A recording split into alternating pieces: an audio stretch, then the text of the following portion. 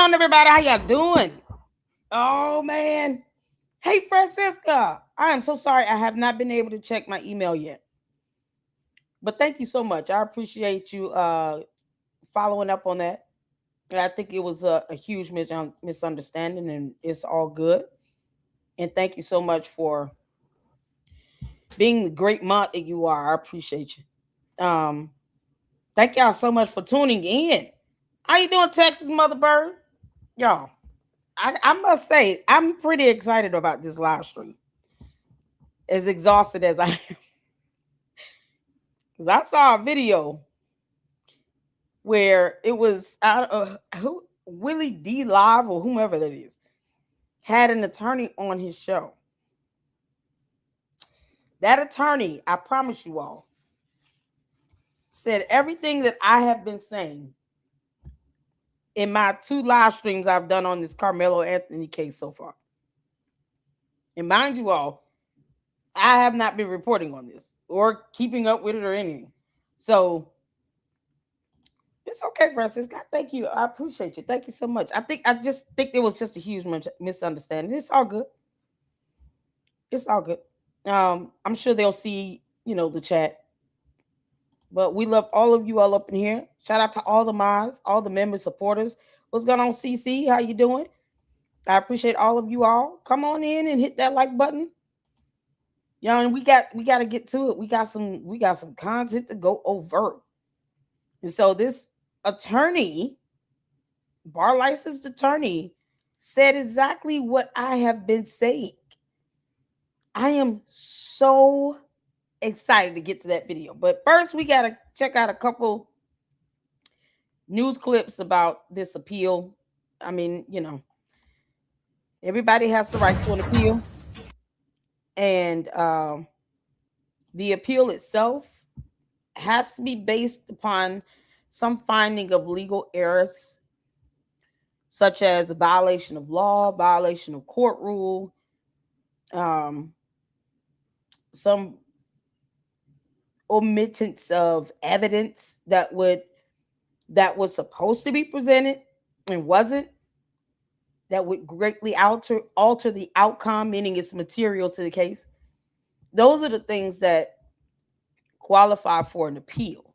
An appeal is not an opportunity to have a full brand new trial where it's completely changed and different from the trial that was conducted in the lower court. And sometimes with appeals, the whole case may be over, the whole ruling may be overturned where you get a full trial, or the judge may specify if there is a finding of legal errors that occurred in specific phases throughout the hearing, or throughout the trial rather, or certain evidence that should have been presented, then they'll specify what is being granted versus what's denied. So you can get a partial grant of an appeal just to address the legal errors that occurred. Does that make sense? Hit the phone. So, you got a whole lot of people in, of course, when you start watching YouTube videos, YouTube starts recommending everything related to that. So the few videos that I've seen outside of what I've played and covered here, you got a whole lot of people confused about how an appeal works. And they don't it's a simple Google search. Simple Google search. And all that I get and get some understanding. And you can't have understanding without knowledge. So you got to get that knowledge in and research. And you have a lot of people that really think that he'll be able to just get a whole brand new trial and it's going to be completely different and everything will be shown. No, that's no. And then they'll be disappointed because they fail to gain knowledge on how an appeal works, what will qualify, what would be considered, granted in an appeal, what this appellate legal defense team is going to be looking for, and if they don't understand that, they'll be mad and then, crime racism even we got to stop the race baiting with this. We got to stop it, because if it were the other way around, we would not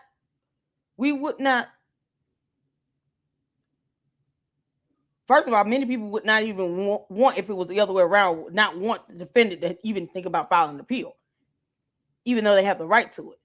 But that's just in fairly applying the law across the board and understanding the rights that we all have.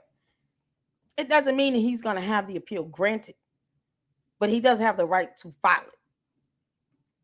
But if it were the other way around, it'll be a whole nother upheaval. Race has to be taken out the equation in order for the law and justice to prevail. Otherwise, you're almost demanding for it to be biased. And what if there is a situation where it's the other way around, where a white person murders a black person, and then you want the law and justice to prevail, and then you get this outcome that's similar to this, and now you're mad? No, the law has to be neutral and impartial across the board. Race baiting does nothing. It has zero sway in court, and it's something they're gonna have to keep learning the hard way. But understand what the appellate process means and what it involves. And so he has a legal defense team that is going to be handling his appeal, and they said they're doing this pro bono. So first thing I said was, where the hell were these people at when he was having this trial? This so-called dream legal team. Don't put these attorneys on a pedestal and expect miracles and wonders to be performed. Don't do that. Because then if the outcome is not what you expect to think, then you'll be disappointed. So be realistic and understand it's, if they are looking for legal errors or inaccuracies or anything, and let's say they don't get an appeal granted and it gets denied, that's because that's how the law works. It's just that simple. So, people got to understand how this man, boy, so many people gonna be disappointed. Then they'll be mad at that dream team talking about all these attorneys are incompetent. They don't know nothing. Coming from a bunch of people who did not go to law school. Can't make this up, man. Y'all know they're gonna sit here and keep saying it. If they don't get the appeal granted, then the attorneys are incompetent and stupid and they don't know anything. And they should have hired these attorneys and these attorneys. No. It was intentional. He murdered this boy, and that's it. And it was not self-defense. It's that simple. So, all right, y'all, let's get to this. Shout out to all of you all in here. Thank y'all so much. I appreciate you all tuning in. Colleen, what's going on? Y'all come on in, like Francisca said, and hit that like button. And make sure you guys are hyping up these videos. Please hype up these videos so that if this information can get out there. I don't come in from, a racial stance. I'm not even political. I come in as me. I'm Lady Luck Club, Queen of YouTube, and I have my opinion and thoughts and information, facts, things that we can all look up and research. That's what we do here. I'm not studying that whole racial thing because I want the law to be neutral and impartial. It's highly important that it stays that way. If not, then no one will be able to get a fair hearing. And no, we don't need our judicial branch of government collapsing. So let's get to this, y'all. What's going on, CC? How you doing, honey? Everybody speak to everybody. Y'all good? Erica, how you doing? Realtor? Y'all, we're a little early today. I love my RCs. Says thank you to whoever gifted memberships, probably Juju or Rosetta. Who knows? We've had a lot of great supporters come through and gift out memberships, and so make sure you take advantage of that and enjoy it. Cheryl, how you doing, honey? How's our LLC baby? Oh, she's so pretty. She's so precious. I love that baby. The only thing I noticed that prosecutors did, Hinkie was asked over and over if the witnesses thought it was self-defense. Yeah, because I mean that's the thing. I mean, if he's saying, I did it, but it was self-defense, now you have to kind of solidify the intent. And I think the more you have, because the testimony is evidence. Testimony is evidence. So the more testimony you have from different witnesses that are all coming in, and the baseline conclusion is that it was not self-defense. Now you have 15 different people saying this against this one defendant saying it was, and 15 people that were there said it was not. And then I do believe there's a 911 call.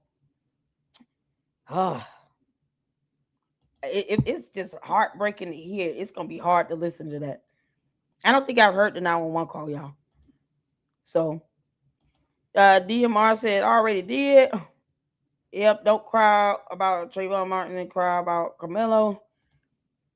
I've been watching Asmongold steady lately. Yeah, he's pretty good. And he has a short little 2-3 minute video giving his spiel on it. And I do check him out. I subscribe to him. I do check him out. And for the most part, he gives his thoughts and opinion on things, and it's most of it I agree with. You know what I'm saying? And make it plain. What's going on, Charity? How you doing, honey? Nikki, how you doing? You good? Y'all ready? Make sure y'all Jeep lady. I see you up in here. Mark says Karmelo supporters are low IQ ignorant idiots. Oh Lord. They need to stop the race baiting. You got to stop. And if you don't know how appeals work or how jury selection works, going into somebody is all racist is old and tired. And it does not have any effect in the court of law. These are the same people that won't go out and vote. If you register to vote, you will be selected for jury duty. And then if you serve for jury duty, then you end up serving on a jury for these types of cases. You don't know what case you're going to be serving on until you check in for jury duty. They don't just tell you this stuff up front like that.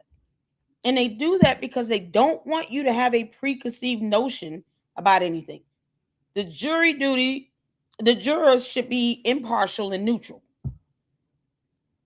They're the ones that have to deliberate and give a ruling, especially in criminal matters where it's a matter of your liberty and freedom at stake. Sometimes your life, if they're seeking the death penalty. So you don't want an impartial, you don't want a jury that is biased or to be hand selected based on race. That's not what you want. Because then, even if there were no black people on there were people on the jury that were not Caucasian. So it wasn't an all white jury, but yet they're not putting out that fact, and they decrying this racism thing. It's like, no. How many black people are out here saying this was not self-defense? We saw the video evidence. It's not self-defense. And the video we're going to check out from Willie D Live, I'm not very familiar with his channel like that, but he had an attorney on there that nailed it. I mean, he had been saying the same things I said in the last 2 live streams. Technically 3 if we consider the one where I reacted to Umar's dumbass nonsense about this. Oh, God. And Umar tells people not to register to vote. So if you listen to Umar and you don't register to vote, then you will never be selected for jury duty where you can be on a jury for a criminal matter like this. Because that's how that works. Bottom line. The verdict is not going to just fall in your lap and go the way you want it to. You actually need to go serve on jury. Serve jury duty. It's your civic duty. Register to vote. I mean, it's that simple. Don't listen to Umar. He's an idiot. Jesus. No, you can't use a knife on an unarmed guy. Yeah, he didn't. There was no fight. There was no, he jumped me. He had me in a headlock. We didn't see none of that. Child boot. We didn't see none of that. And we watched about 3 or 4 different videos that were used as evidence in the actual trial hearing. And along with the testimony, which is also evidence, child, it was just overwhelming. All right, y'all. Let's get to this. Let me put some music on right quick because I have to have some music in the background. I don't know about you all. And then we'll kind of go down the list with the the news coverage on this. All right, and then we got to get to this Willie D. Lock because I love this attorney. I saw the video and I was like, oh, I got to play this one. But let's get to this. Y'all hit the 4 where you can see it here. Let's go.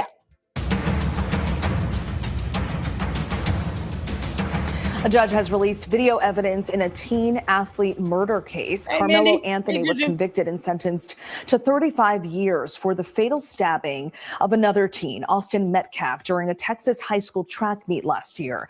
A judge released images of the murder weapon, video of the stabbing and aftermath, along with emotional 911 calls from the victim's brother.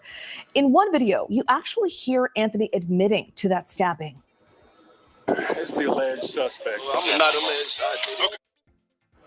Anthony's attorneys claim he stabbed Metcalf in self-defense. They have filed a notice to appeal his conviction. ABC News legal analyst Brian Buckmeyer joins me now to talk about this. Brian, great to see you. Why was this evidence revealed now?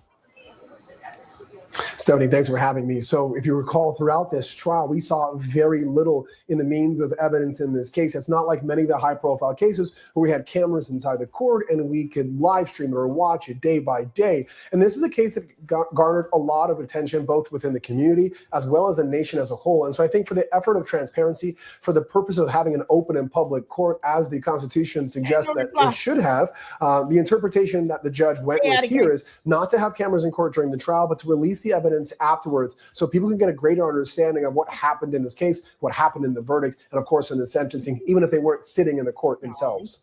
So could this evidence impact the appeal?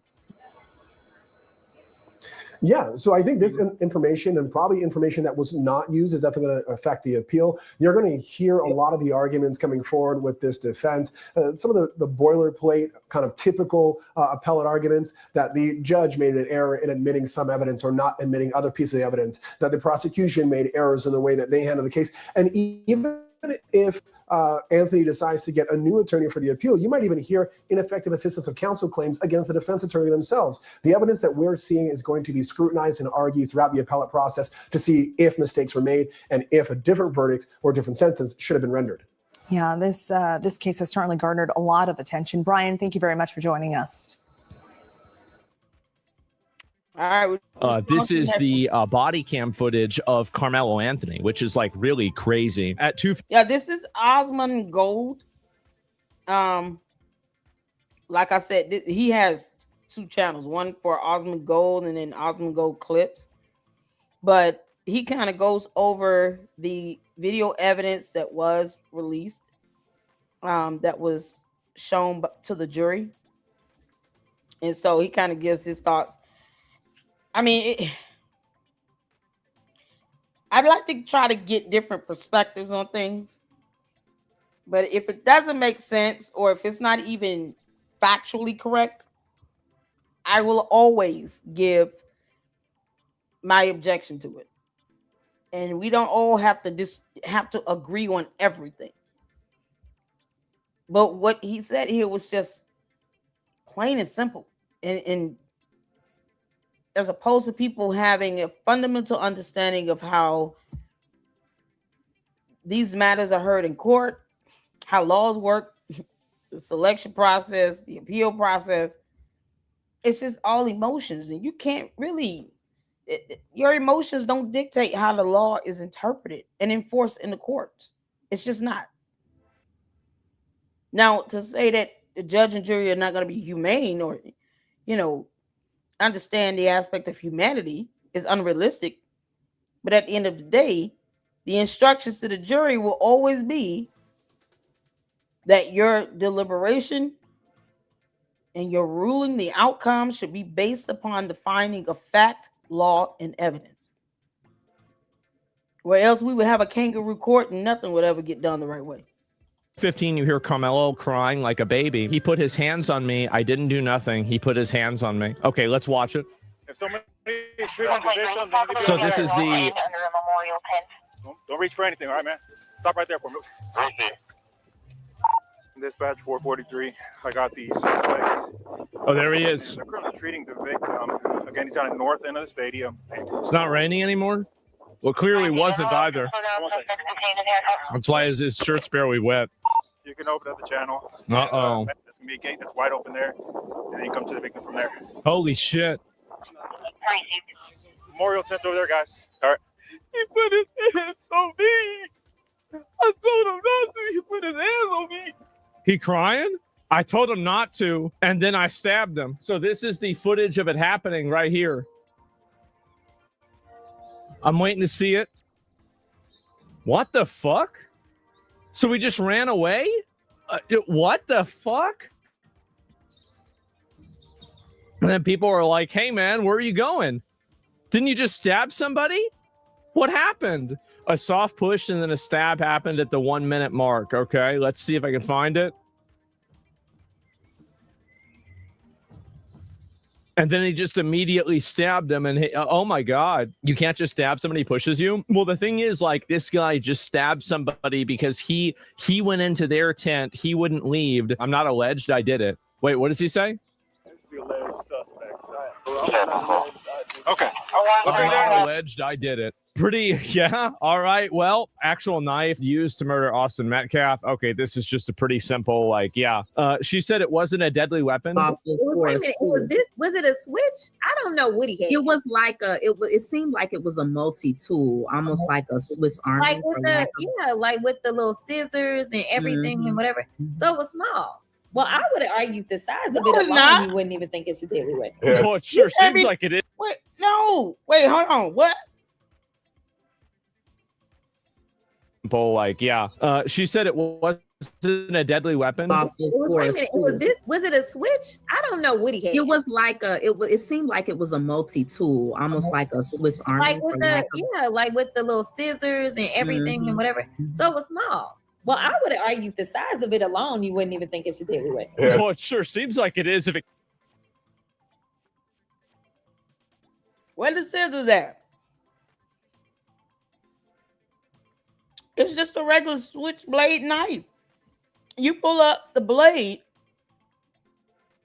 It's long enough to penetrate and go through. And it went through his chest, through the muscles, through the rib cage, into his heart.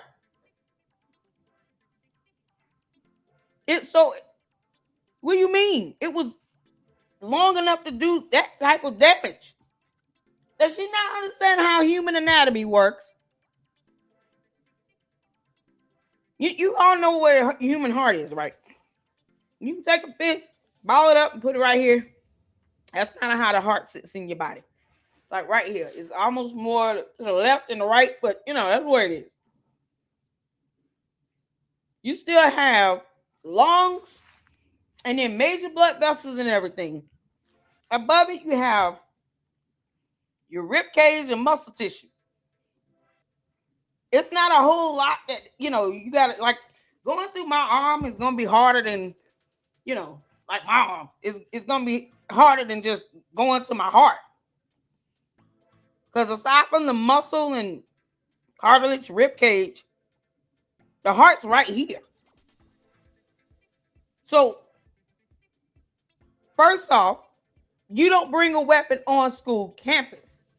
1, 2, you could be arrested for doing that because the law does allow the police to arrest you if you bring a weapon onto a school campus.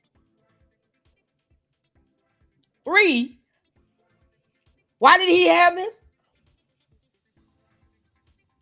Why did he have this? And then he pulled it out with the intent to use it, but simply tried to say that it was in self-defense. But he pulled it out of his bag with the intent to use it, as opposed to just, let me just slap back and, he pulls out this weapon that he should have never had in the first place. Why would he need that? I wouldn't let my 17-year-old take a knife with him in his backpack to school. For what? You can't make this shit up. And he pulls it out with the intention to use it. And then he used it.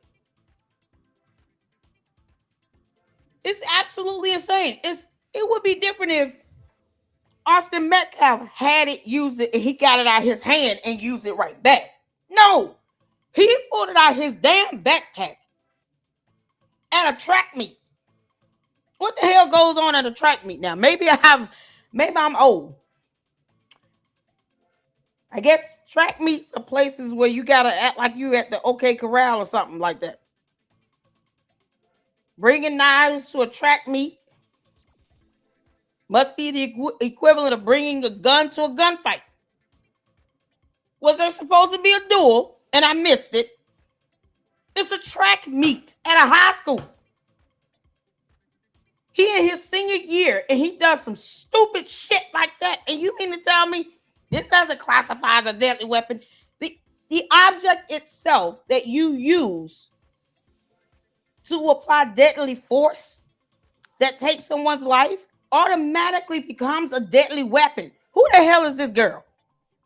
Who is that? Who the chick talking?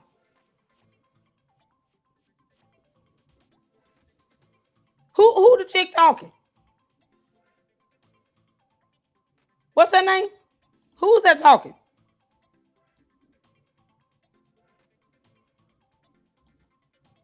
Killed him, right? If it was one of the little man. And again, why are they defending Jasmine Crockett? Girl, stop, girl. Absolutely not. That's not how a deadly weapon is defined. She's in Congress.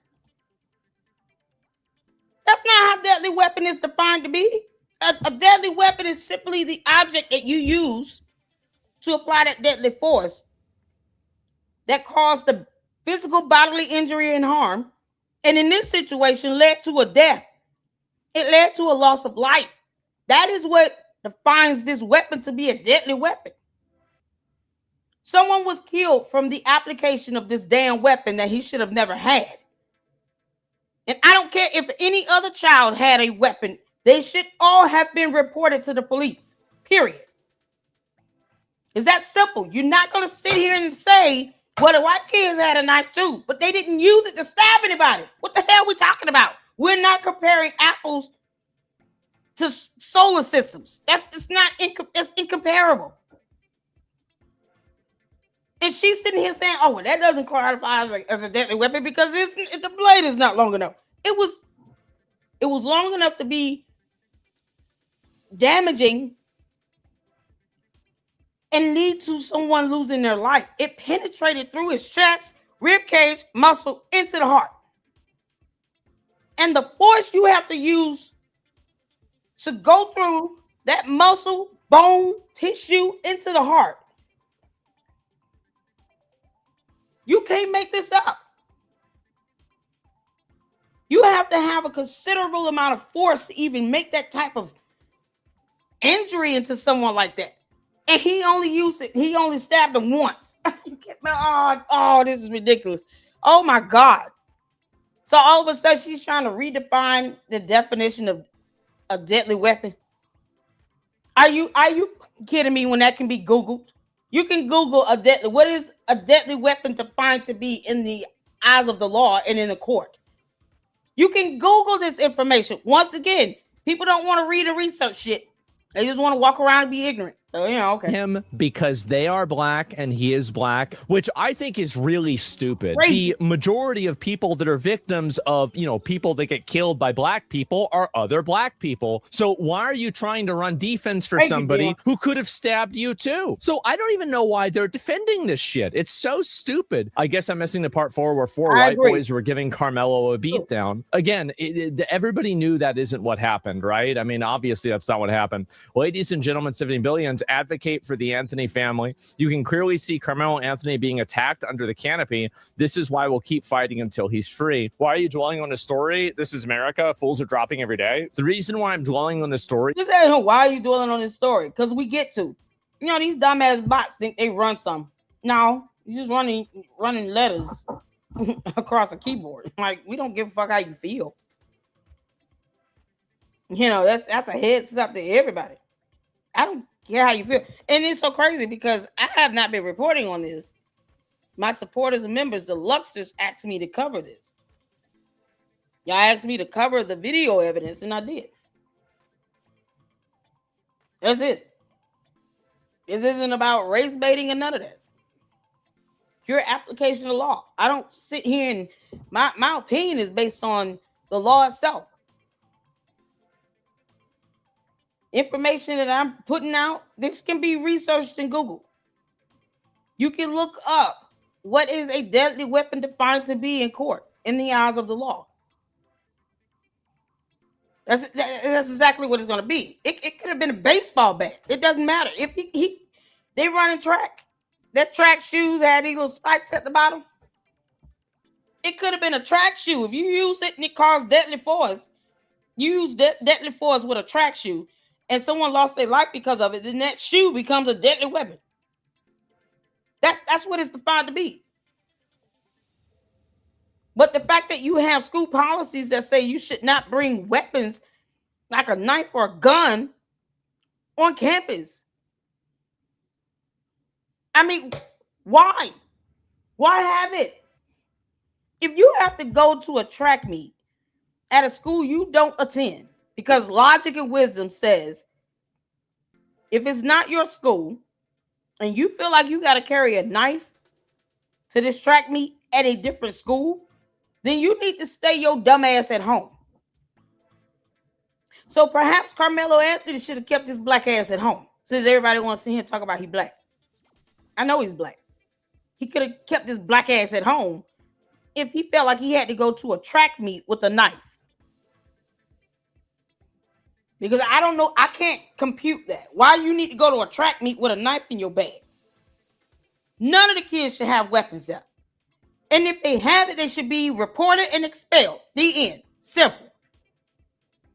This was not his home school. That's my understanding of this. Correct me if I'm wrong. Correct me if I'm wrong. Was this his home school? This was a visiting school, right? He did not attend this school. Correct me if I'm wrong in the chat. I'll wait.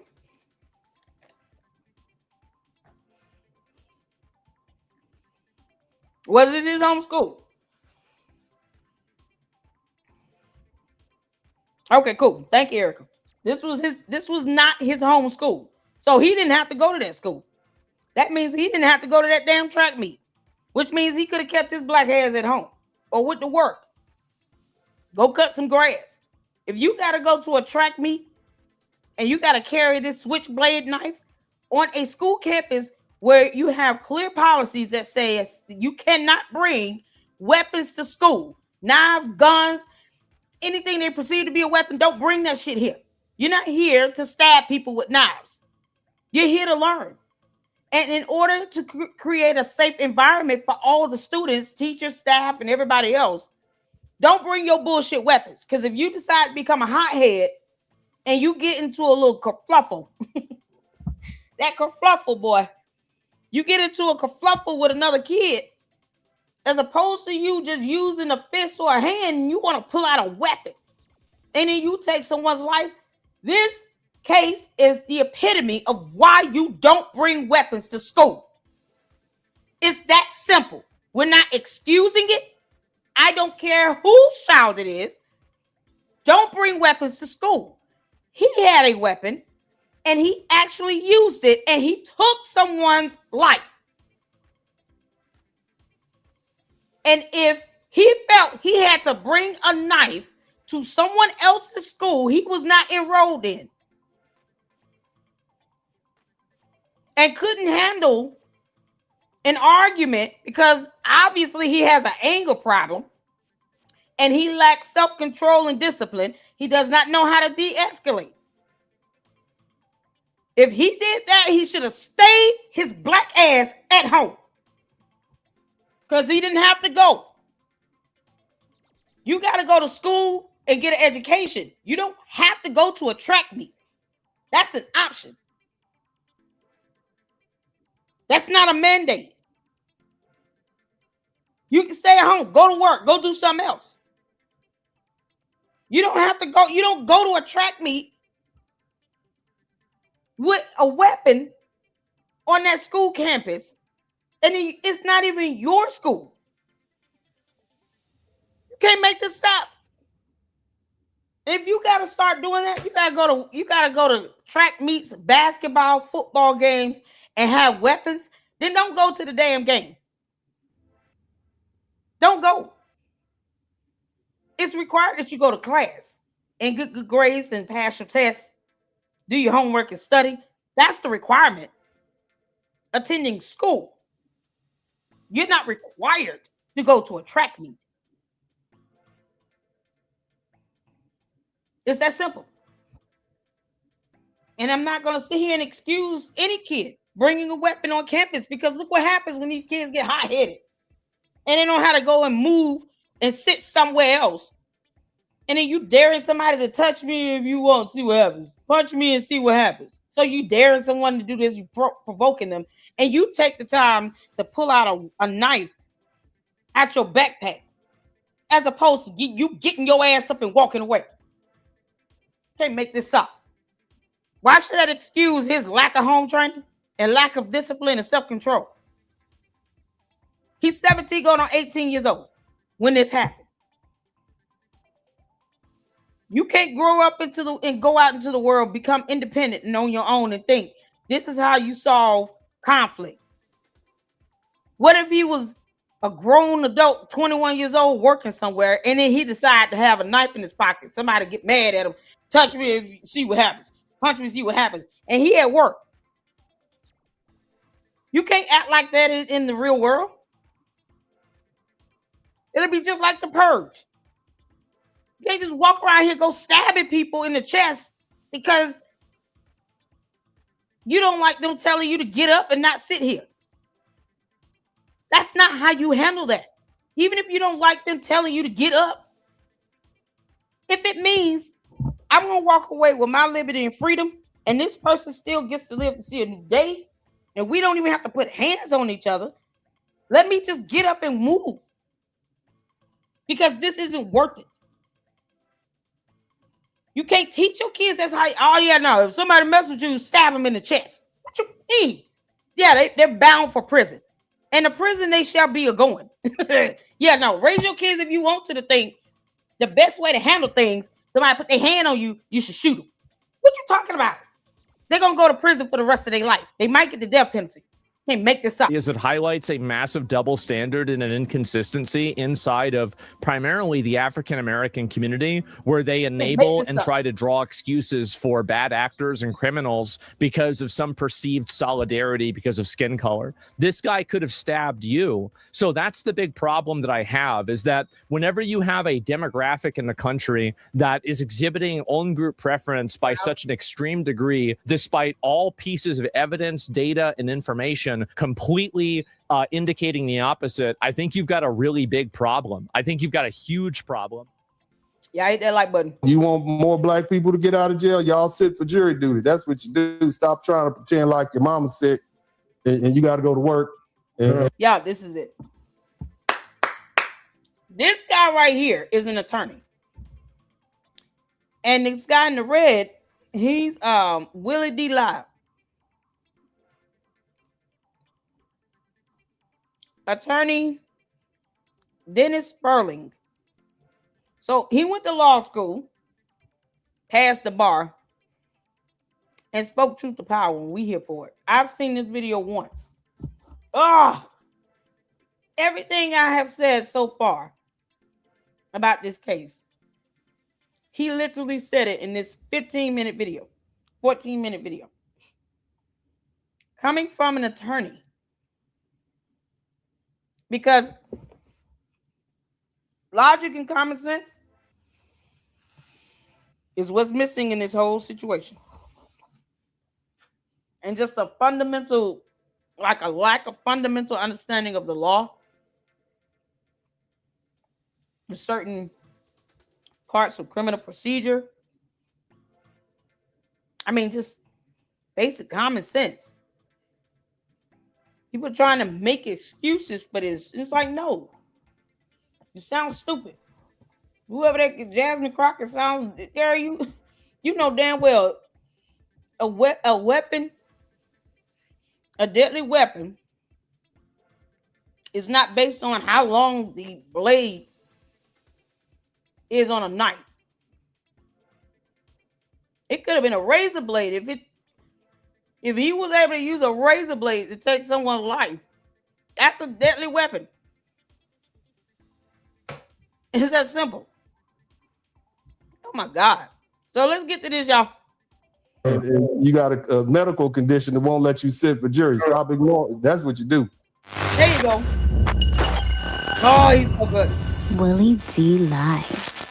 The reason why we're here is because you have white guys like Austin Metcalf who think that their whiteness self-deputizes them. They think that they have control over black bodies and they can make black people do this and that. Move, what are you doing here? You're not supposed to be here. Let me see your key. I've never seen you around here. Get away from here. Get from under here. Move around and all this type of stuff. And that is a big problem all around this country, and that needs to be addressed too. See, you can't address one without addressing the other. If Austin has respect for Karmelo and his right to exist and not try to become the Ooh, Willie D. Ooh, you so ignorant. Let me tell you something. I gave this analogy in the first live, I think. If you go to the park and you reserve a space, you reserve 5 tables. Let's say you paid for it. And then you have everything set up. It is clearly an indication that this is your space. You've got tablecloths on the table. You clean and sterilize and sanitize everything. You got food laid out. You got people there. Let's say you got 5 tables. One of the tables only have like 1 or 2 people sitting there. If some random family, you don't know these people, you don't know who they are, they don't go to that school, decide to sit at that table, aren't you going to go over there and tell them, hey, we reserved this table and we paid for it. So this is our table that we have reserved for us. You can't sit here. Because for that moment,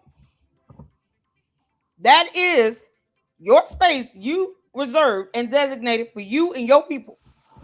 And you paid for it. You mean to tell me somehow I'm challenging your right to exist on earth?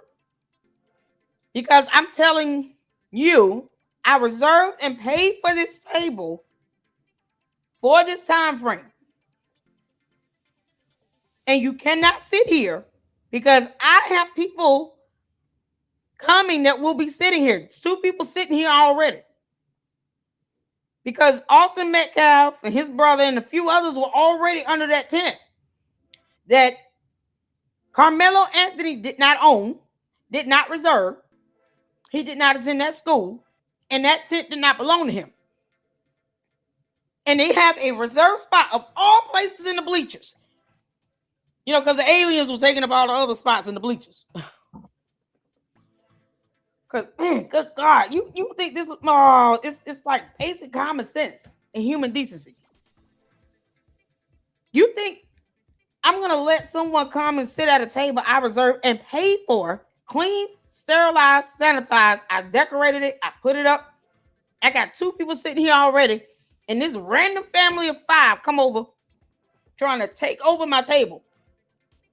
You don't think I'm going to go to them and say, I reserved this table, I paid for it, get your ass up and go away? Why should I have to sit here and negotiate with them? I paid for it, I reserved it. So between 2 and 5, this is my damn table. I don't know you. I didn't invite you over here. Get up and go. Now I'm supposed to get shot in the chest for that? And I want some answers in the chat. Yes or no? Somehow I'm supposed to be shot in the head for that? for telling these people I paid for this table. I reserved it for these hours. This has nothing to do with your right to exist on earth. Keep living and breathing. I'm not challenging that. I'm just telling you, I paid for this table. I reserved it. Me and my 2 people, I got 2 people here, and I got 4 other tables of family members.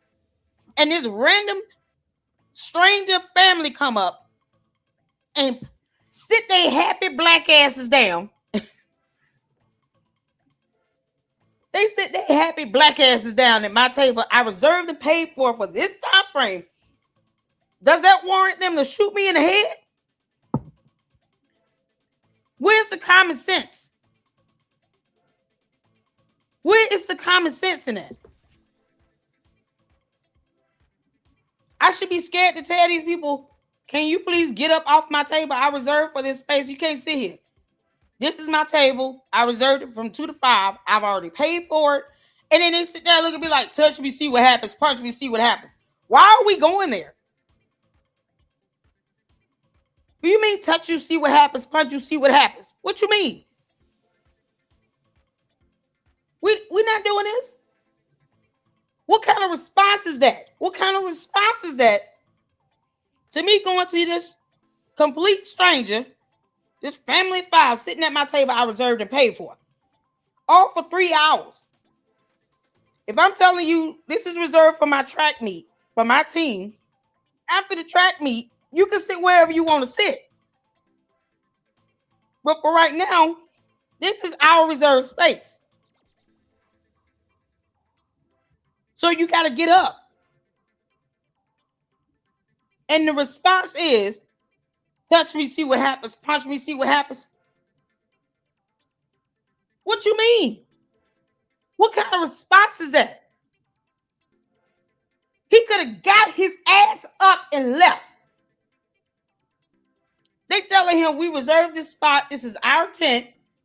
He doesn't go to that school. That tent does not belong to him. And you got space and opportunity around the tent to sit anywhere else. It is not my fault that someone told you all you can't stand underneath the bleachers. But you can't sit under this tent because this is reserved for this track meet. And his response was, touch me, see what happens. Punch me, see what happens. He was told 15 times to get up and he didn't. He just ignored everybody like they want to tell him, can you get up? This is reserved. Who are you? So if I take that same example back to my table that I reserved and paid for, between 2 and 5, I go to this family and say, I paid for this table. I reserved it. I got food here. We got a couple people sitting here. Y'all can't sit here. Now, after 5 o'clock, you can come over here because we're gone. My reservation spot will be done at 5. But from between 2 and 5, these are my tables. I paid for it. I cleaned them off. We got it decorated. You cannot sit here. And these idiots look at me and tell me, touch me, see what happens. Punch me, see what happens. After I've had to tell them 15 times to get their F up. What you mean? What kind of response is that? And I'm sitting here saying, I reserved for this. I paid for this. Y'all can't sit here. Y'all got to go somewhere else. Go away. By the 15th time, wouldn't you be frustrated trying to get this idiot to understand you can't sit here? 15 times. What does that have to do with him having any effect on his right to exist? You can go exist somewhere else. Take your happy black ass and go exist somewhere else. You can go and exist all day over there. Go slide over one bleacher. Go exist in another bleacher. Same thing would apply with this example. This family can go exist at another table, but not at the 5 that I reserved and paid for between 2 and 5. How does that warrant the response of touch me, see what happens, punch me, see what happens, and then they trying to shoot me in the head? How the hell you mean? Well, everybody else got guns and knives out there, Lady Luck Club. I don't give a damn. I care about the one that used this knife to stab this child in the heart. That led to a loss of life. Because it's funny how even if other people had knives out there, they didn't all pull them out and go stabbing each other. They didn't go pull out that knife and go stabbing around each other. Nobody walked up to Karmelo Anthony with their knife and stabbed him back. No one walked up to Karmelo Anthony and stabbed him back. Once again, no one walked up to Karmelo Anthony and stabbed him back. Funny how these kids can understand there's just certain things you don't do. I didn't see any other child run up to Karmelo Anthony trying to stab him back. You know, because these weird asses want you to think, oh, well, the white kids did it, why he can't do it? Because it's a violation of school policy. And they can all be arrested and kicked out and expelled. Why would you want a child to bring a knife to a school? And your kid go, see, I have kids in high school. So it bothers me as a parent to have to think like kids are bringing weapons like this to school that can cause serious bodily harm and injury. And you have school policies that says, don't bring this shit up in here. And as opposed to them being there to learn and being in an environment where they can learn and not have to worry about their safety being at risk every day because you got some kid walking around with a knife in their backpack because for some reason, you know, he just was like, if somebody touching me or punching me, I'm just going to stab him in the chest. You mean? That's not an appropriate response to someone saying, can you get up and leave? This area is reserved. This is not your umbrella. No one called them over there. Lying about that bullshit does not work. And he could have literally slid over one bench to another bleacher and sat and existed in his blackness in another bleacher. Stop it, I say. Him getting up and walking away would not change the fact that he's still black, but he still would have his liberty and freedom. No one's saying that he can't exist in his blackness. I'm saying his response to someone asking him to leave an area reserved for that team. They attended that school, he didn't, and then he didn't even have to be there. This is not like a class or something. He's not doing this for a grade. It's not like a requirement to graduate. This is an option. This is a sport activity. This is extracurricular. And you bring in knives to attract me. His response was completely out of control and intentional. And the moment he pulled that knife out of his backpack, he knew what he was doing. And he had already planned to use it. Intent doesn't have to be something you plan hours in advance. Intent is you simply thinking to do something and then you do it when there are other options. The other option would have been for him to get his ass up and walk away. And he did not do that. And you got morons that think that if I reserve a table and pay for it between the hours of 2 and 5, and a family comes up and they sit at that table and I tell them they can't sit here because I reserved it and paid for it. Hey, because everybody else got knives and guns at the park. I guess being shot in the head over that shit is okay. Can't make this up. Oh no, because someone is challenging my right to exist as a black woman. Out of here. A damn tent enforcer? We're not here. And there's a lot of dudes that do that. A lot of these dudes behave that way because they believe the system is going to protect them. And they also believe that black people will not fight back. That is the reason why he did it in the first place. You don't see black people doing that. You never hear about black people walking up to white people saying you don't belong here. I hear black people walking up to black people saying you don't belong here. You're right about that. And that's bad. Look, Willie, I'm not. Bullying has been around since. You're absolutely right about that. How's that bullying if I walk up to this family, these complete strangers I don't know, that is sitting at a table I reserved and paid for a specific time frame, and tell them that they cannot sit there? How is that bullying? So the definition of bullying has changed since this murder has occurred last year. Somehow Willie D doesn't know what bullying is defined to be. You know, bullying involves a pattern of behavior. And that is how it's defined in the courts, in the eyes of the law. Going to that person and saying, you can't sit here, I paid and reserved for this table, is not bullying. It's not challenging their right to exist as Black people. It's simply telling them, I paid for this, right now I own it, and you need to go. I don't know, we don't know who you are. And as opposed to them leaving, they're sitting here ignoring me, and then got the audacity to say, touch me, see what happens. Punch me, see what happens.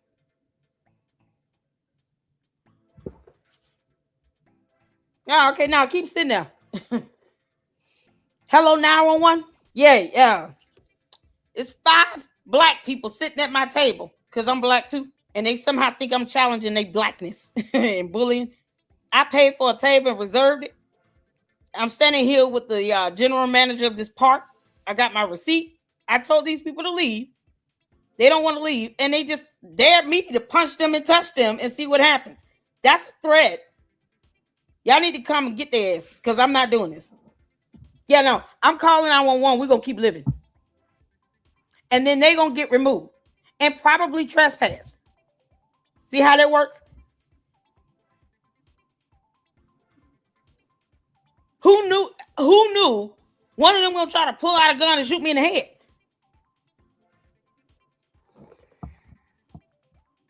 No, but you know, it's bullying if you just walk up to them and tell them, listen, I reserved this space here. Why you can't sit anywhere else?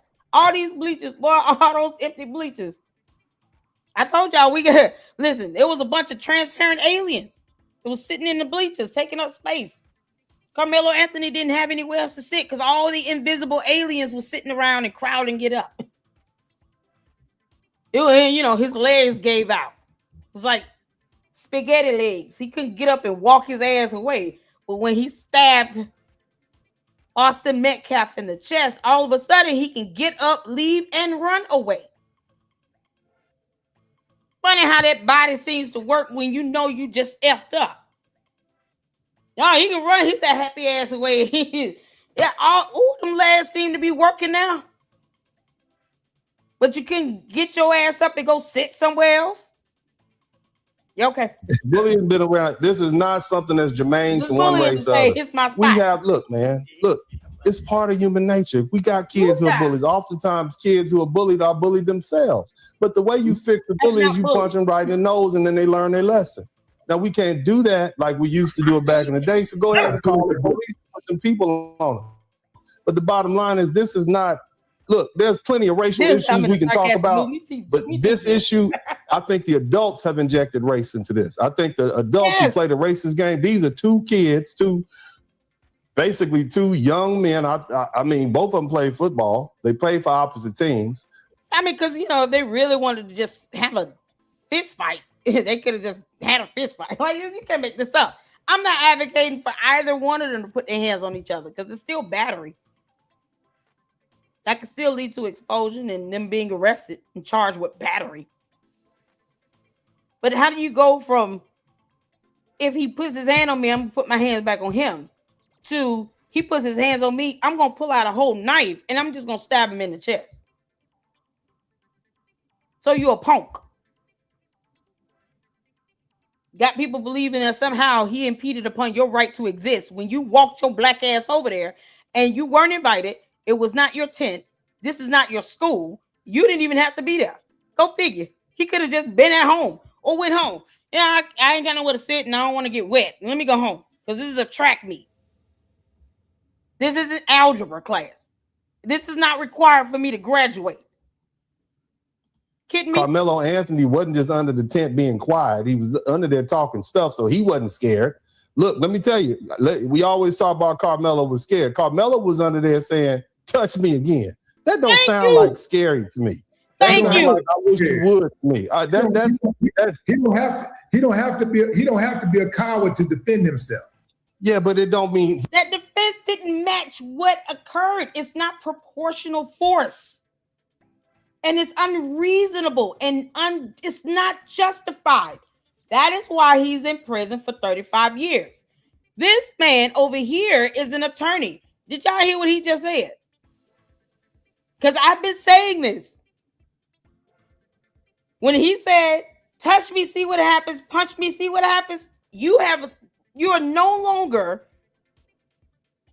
in fear of your life. You are actually provoking them to batter you.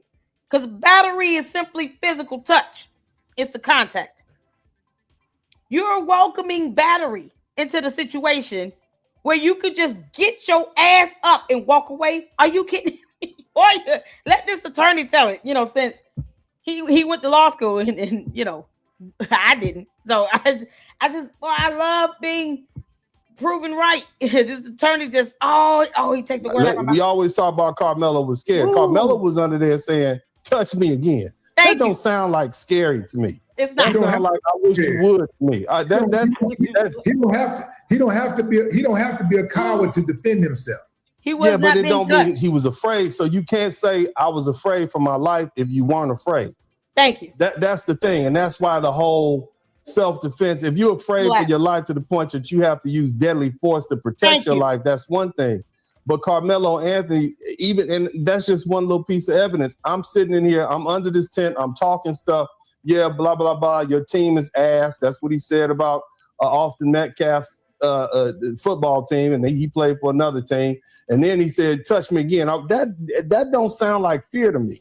That's not. I know what fear sounds like, and that doesn't sound like fear. And so, this is what the jury heard. And so and you got to understand how it will apply in a court of law. What does the law define to be you're in fear of your life? What factors are you looking for in order for that requirement for that to stick, for that defense to stick? Where you're saying, I was in fear of my life, but you telling them, touch me, see what happens, punch me, see what happens. So it was more than enough for you to say, touch me, see what happens, to show that you're not afraid of them. But then you go and say, punch me and see what happens. You're not in fear, you're provoking. Now it's provocation. You're welcoming some form of physical altercation. For what? Over a seat. This is why he's in prison.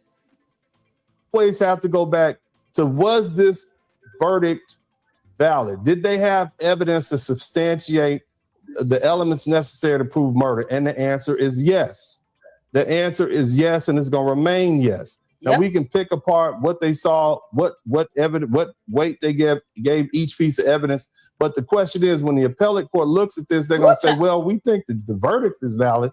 Now, had you had 2 or 3 black jurors on there, you might have got a holdout. They may have come to a determination. Look, we don't believe murder, but we will agree with manslaughter. So we can come to that consensus and get a unanimous agreement.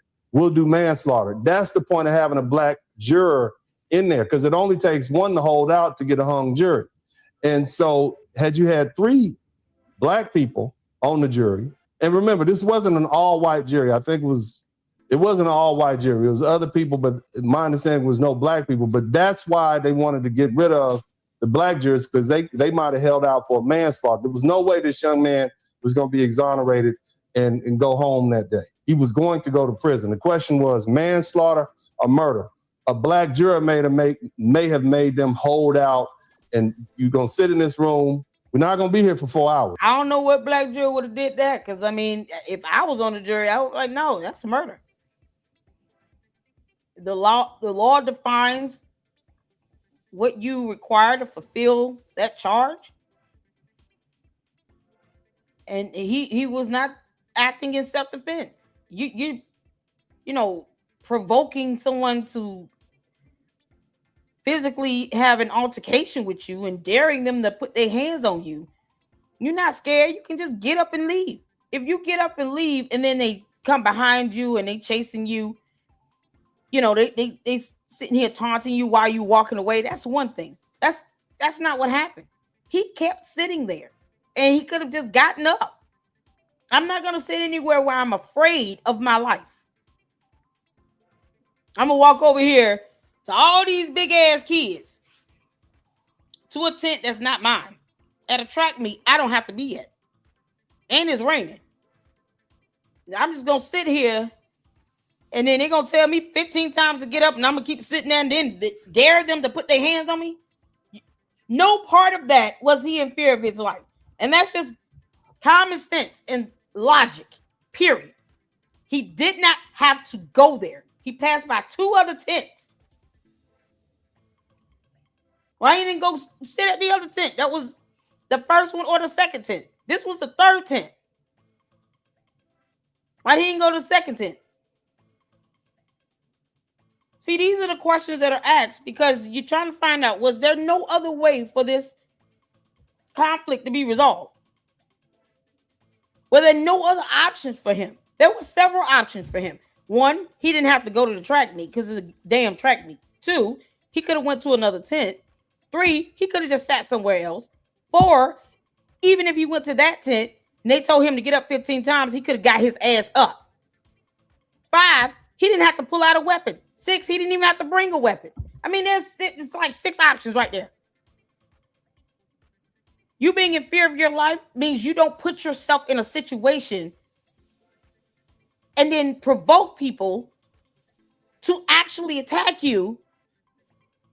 And when they put their hands on you, now you want to sit here and try to justify your response, which is unreasonable, taking their life, using a weapon you shouldn't have, when you did not have to go to that tent in the first place, or you could have gotten up and walked away.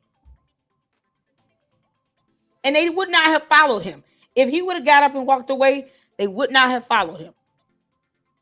And there was no jumping or fight going on underneath that tent. None. Because these dumbasses don't know what a fight looks like. If they think all these big ass boys somehow were fighting, that's not a fight. Look at what a fight is. Well, I've never known people. It must have been a virtual fight. No reply. Obviously, they were fighting each other in their minds because somehow it didn't physically manifest. That was not a fight. I saw a push, and then he stabbed him, and then he ran off. They were not fighting. He was not in the headlock or a chokehold or any position where, you know, after the first time they tell you, get your ass up and leave. You know, this is reserved. This is not your tent. You can't sit here. You could have just left because, you know, all of a sudden you're afraid for your life. No, you just got caught stabbing somebody in the chest and you're trying to justify it. Nope.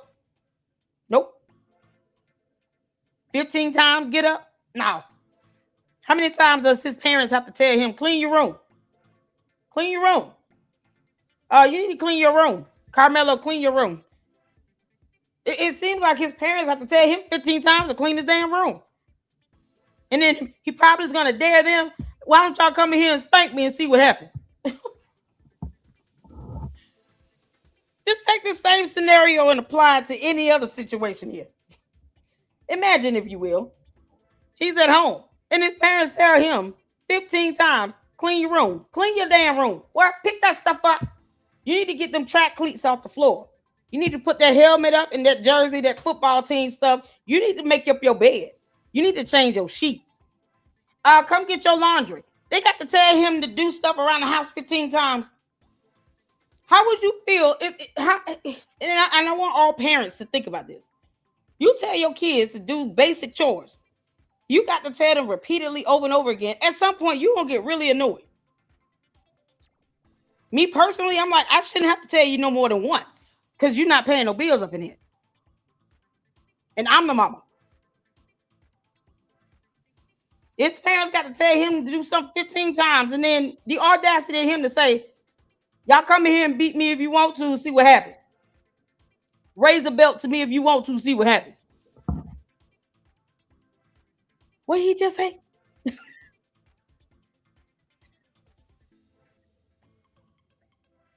You can't. Did he just say raise a belt to me if you want and see what happens? Ooh. Is that what his home life is like? Because it seems like he's not. It's not his first time daring somebody to put their hands on him. He wanted to be tough shit.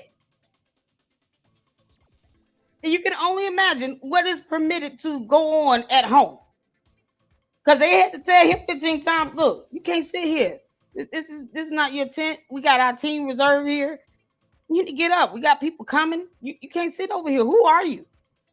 You can imagine how many times his parents probably had to tell him at home, clean his damn room. Karmelo, get up. You got to go to school. Get up. Boy, get your behind up. Like, you can imagine it. After a while, it's frustrated. What you mean? Him being defiant and hard-headed, that seems like that's how he is. But to sit here and to pull out a knife and stab somebody in the chest because they put a hand on your shoulder. It wasn't a fight. It wasn't a jumping. It was a nothing. And if you want to know what some kids that play football look like fighting each other, look at a video of kids fighting each other. That ain't it. It's going to be here for 4, 5, 10, 15 days. And when you have somebody who kicks back on their heels, plants their feet in the sand, say, no, I don't believe it's murder. I believe it's self-defense. We can do manslaughter. But that was the reason why they wanted to get rid of those black jurors. And that's why I think it'll be overturned. But that's the only reason. I think the verdict was valid. However, the jury played a part in it. And as they always say, you know the outcome of a case after voir dire, after the jury is impaneled. And in this particular case, same thing with O.J. Simpson. We knew what was going to happen once we saw the jury. It was over. It was acquittal. So, Mikhail, what are you asking me? What kind of question is this? He said, please don't tell me you're trying to say that y'all raised black boys, right? What? I have 2 black sons. What you mean? They also have a father in their life.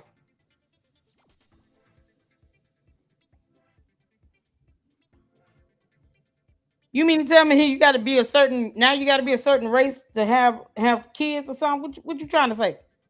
What kind of question is this?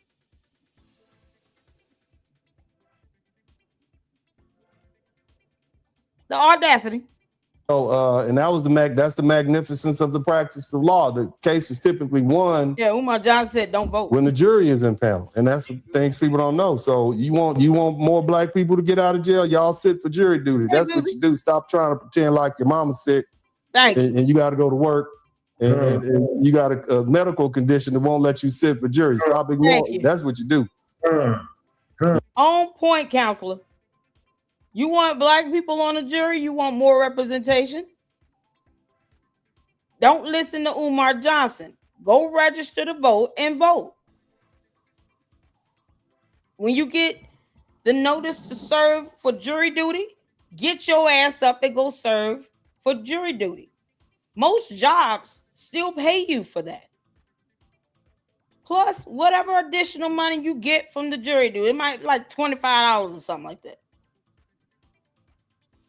Who dodges jury duty? I know I get paid either way. If I have jury duty, I still get paid for my job for the day.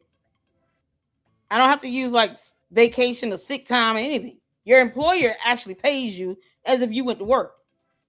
And you get whatever little $25 check they give you, at least for going and checking in. But go to jury duty. Register to vote. Don't listen to Umar, another black man that claims to be a Pan-Africanist, spelled with a K and not a C. It's the ignorance. If you don't go out and register to vote and actually vote and go serve on, a jury, report for jury duty, you're not going to have that representation. It's that simple. Don't let somebody tell you not to register to vote. What you mean? What was the whole civil rights movement for and protesting for the right to vote for blacks if we're not going to go out and actually exercise that right? Why would you let an Umar Johnson tell you not to go out and vote? That's so stupid. I can't believe you had no black people on that jury. I can't believe you all are not registering to vote and not actually reporting for jury duty. Do you think that the jury put more weight on video evidence or witness testimony, eyewitness testimony?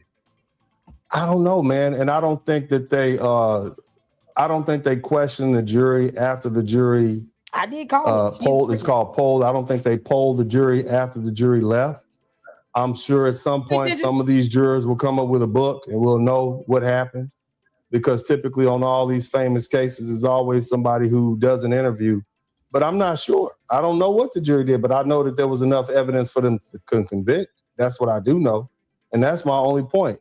Was there enough evidence for the jury to convict? Was there enough valid, admissible evidence for the jury to convict? And that's the question that I look at, and my answer is yes, there was. And you see what they did. Again, the only question is whether or not this was going to be manslaughter or murder. They elected murder.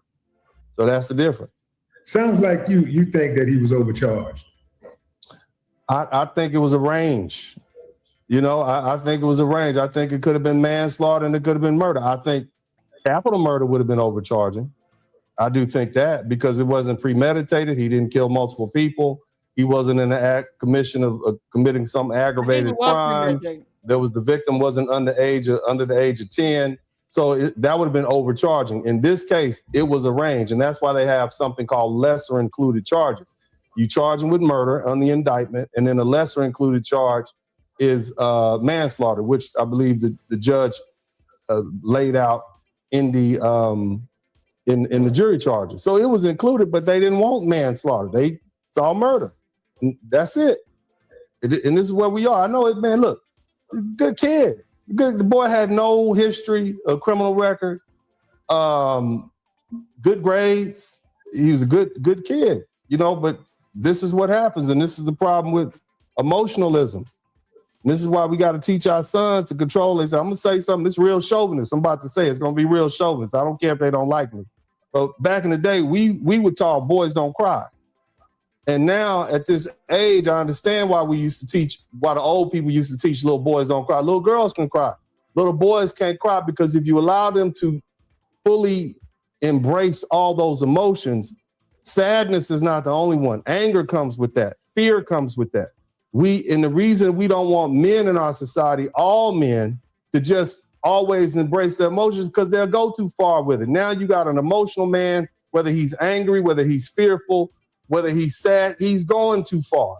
And this is why we limit our boys in this society to control their emotions. And that's part of the training. And this is what I've taught my sons. This is a hard lesson that a lot of men have to learn. Bro, I know one thing. I know, you know, Karmelo been in there a week. And if some of them OGs would take him under his wing, they'll say, son, at least you got a date. Because some of us got 250 years. We never getting out of here. You got a date. On top of that, you young, so you're going to get out of here and you're going to still be a baby. You're going to be 35 years old. You up for probation. So, and they're also going to say after, if he's willing to talk about it, because I'm sure he's been in there crying. You know how that is. Look, man, I'm going to tell you something, man. I worked in Lake Charles, Louisiana as a law clerk. And they would just bring bodies in. I work for a black judge now, and his name was Judge Wilford Carter. He's famous over there. Hey, Miss Coco. 5 o'clock, he goes home. 5 o'clock, They go with that man in that gray van. And I would see literally thousands of young men of all colors every year getting football numbers. And we go to lunch, come back, here goes some more football. It don't mean anything to these people. This is a process. The criminal justice system is an animal that needs to be fed, and they're going to throw bodies in there. And what they do is throw people in there who can't control themselves, and they throw people in there who are undesirable. But see, here's the thing. Karmelo Anthony did not use self-control. None. He went to the most extreme option. He had a weapon on him he shouldn't even had on him. On a school campus he did not attend for a track meet. When did track meets get rowdy like that where you need knives and guns and stuff? Why do you need to bring a knife to a track meet? And then you going up to a random tent after passing by 2 others, because well, you got these weirdos that still can't comprehend, the simple fact that he walked past 2 other tents. And it wasn't raining the entire time. At some point, it stopped. By the time he stabbed Austin Metcalf in the chest and murdered him, it had stopped raining. It was just drizzling. So he couldn't handle some rain. He didn't have a problem running away, though, after he stabbed him in the chest, but he couldn't get up before then. Before he thought to pull a knife out of his backpack, he couldn't just get up and walk away. But after he stabbed this boy in the chest, now he can run away. And then went back to the area. He went around the fence, went onto the field, but he went back near the area. But you're supposed to be scared of all these kids. You're supposed to be in fear of your life. Wouldn't you want to stay as far away from them as possible? Because, see, logic goes over people's head. Logic and common sense, good judgment, and wisdom. Wouldn't you stay as far away from someone as possible if you fear for your life around these kids? Why would he run around the fence, go back on the field, but he's still near the tent? You're supposed to be in fear of your life of them. Wouldn't you just stay on the opposite end of the field?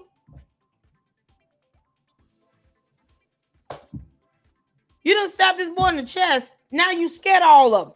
But you go back near where the tent was on the other side of the fence. For what? I know you're not trying to feel remorse. You just stabbed this kid in the chest because he put a hand on you. Touch. Now I got to take your whole life. No, the idea is if you are in fear of your life, all your actions around that should reflect that you're in fear of your life. You don't go back to the area where the tent is if you are in fear of your life of these kids. That's why I was like, why did he just run through the parking lot? Go back in the school building or something? What the hell? Why did he just get up? He could have got up. Go and maintain your blackness and exist far away from them if you're scared of them. Not sit there, be defiant, and have them ask you to get up 15 times. They're trying to push you away and get rid of you, and you want to force yourself on them. And then the moment you go and do something you knew at that moment changed the rest of your life, now you're scared of them. And then you run back towards the fence on the other side of the gate. Boy, this stuff writes itself, don't it? You see, and you can read into that what you want. But the bottom line, when you get into that system, oftentimes there are OGs in there who will sit down and talk to you and say, yeah, nephew, you should have controlled yourself, man. It wasn't worth it. You in here for some childhood schoolyard stuff. You in here for something. You got 35 years for something that you could have just walked away from. And that's just good old-fashioned common sense. Anybody who loves their child is going to tell them, look, man, walk away if you can. That don't mean you a punk. I done walked. De-escalate. Learn how to de-escalate. Maintain self-control. Everything is not a fight. Pick your battles. All of this wisdom we all grew up with, hearing. At least those that are at least 40 years old and older. We all grew up hearing this. And somehow this does not apply in this situation? What you mean? So it doesn't apply in this situation because how dare you, Lady Luck, say he shouldn't stand underneath a complete strange team's umbrella tent at a school he did not attend. You're impeding upon his right to exist. Forget the self-control. Somebody put a pinky on me, I'm going to take their life and stab them with a knife in the chest. What you mean? What kind of response is that? It is so extreme and unreasonable. Like this counselor just said, when he could have just walked away and sat somewhere else. And then you go exist somewhere else. But then he's scared of him. So they got to tell you to move 15 times, but you scared of them. You talking about touch me and see what happens, punch me and see what happens, but you scared of them. There's no logic to that. We're not defying logic over here. I refuse to do it. You want to go and live in La La Land and defy logic?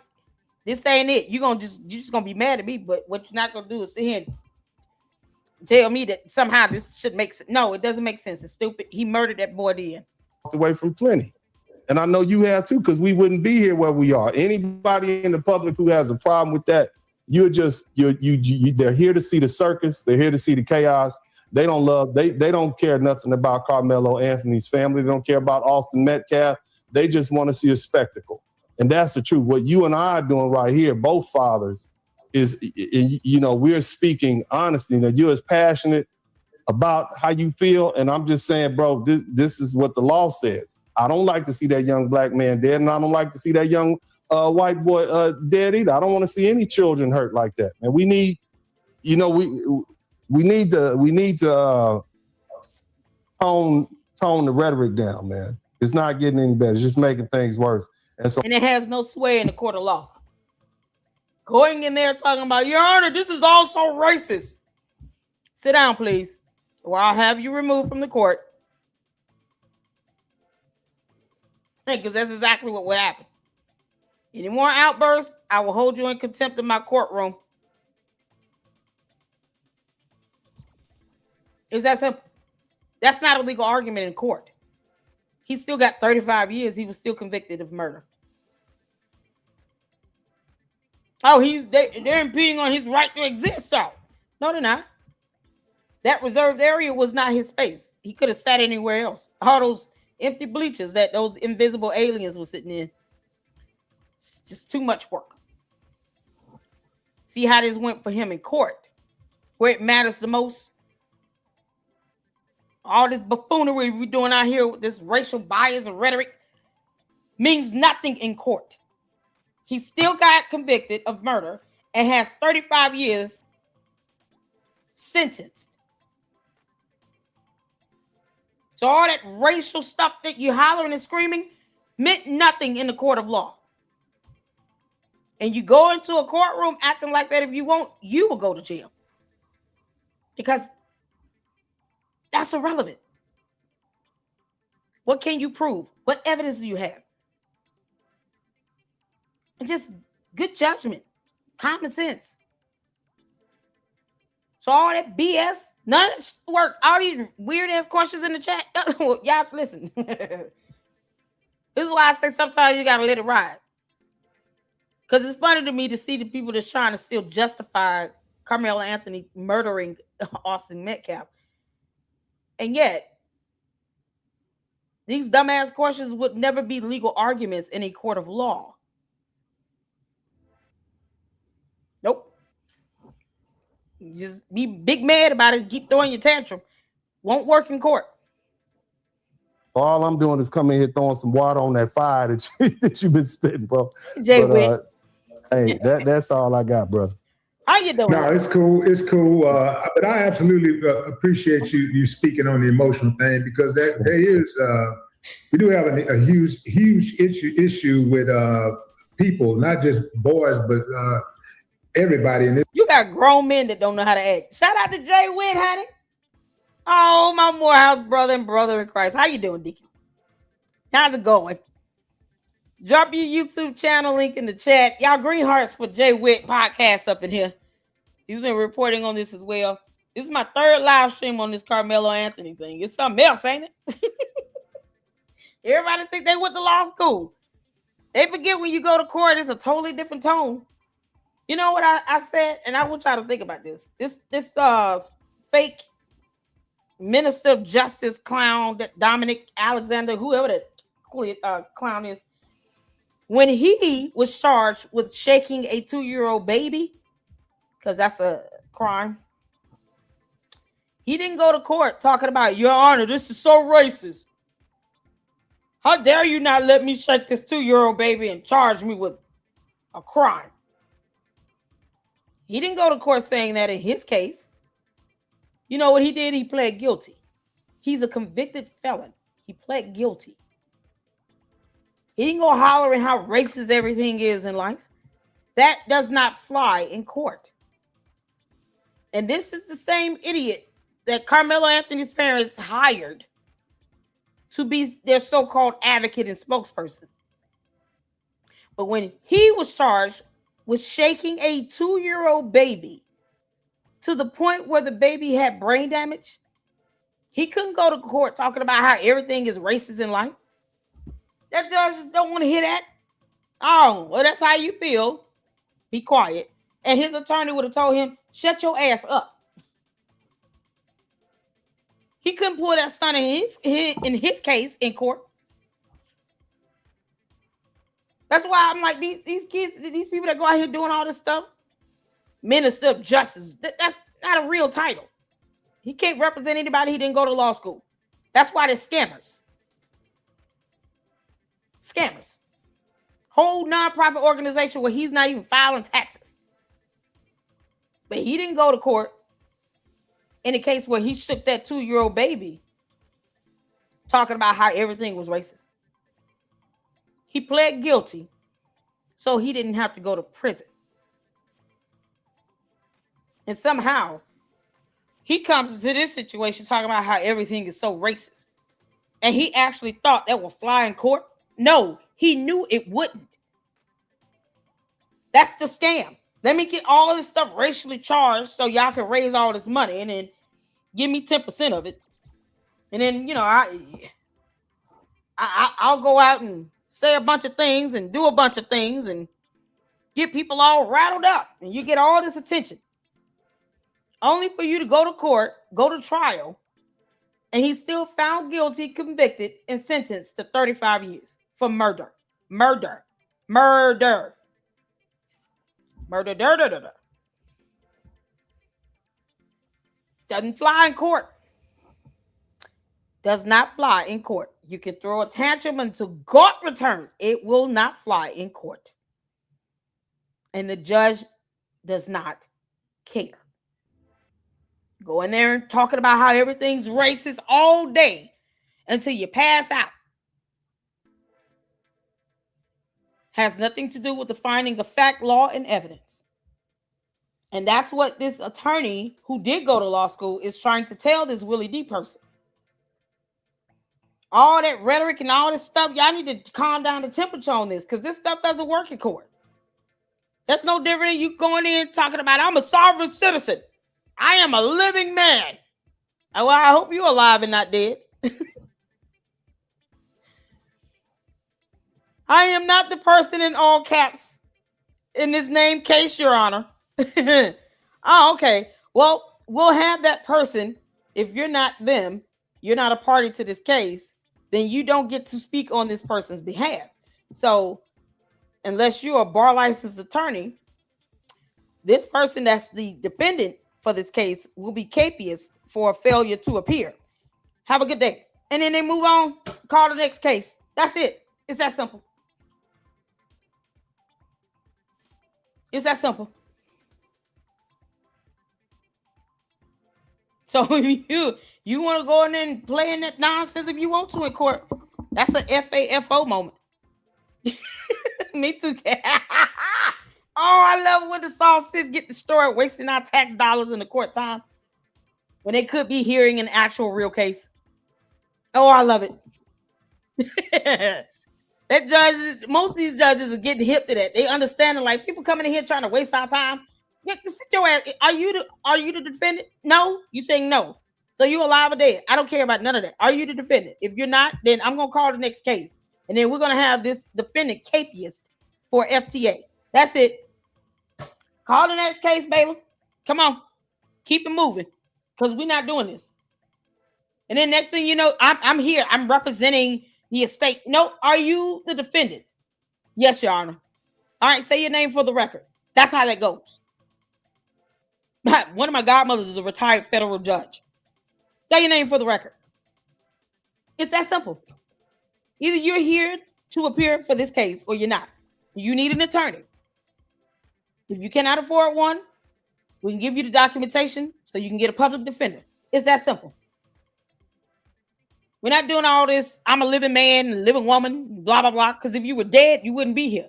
So none of that means anything to me or in the court of law. We don't care about none of your maritime, all that BS. We don't care about that. Boy, that sovereign citizen stuff, boy, they lose every single time. And they think that stuff works. It doesn't work.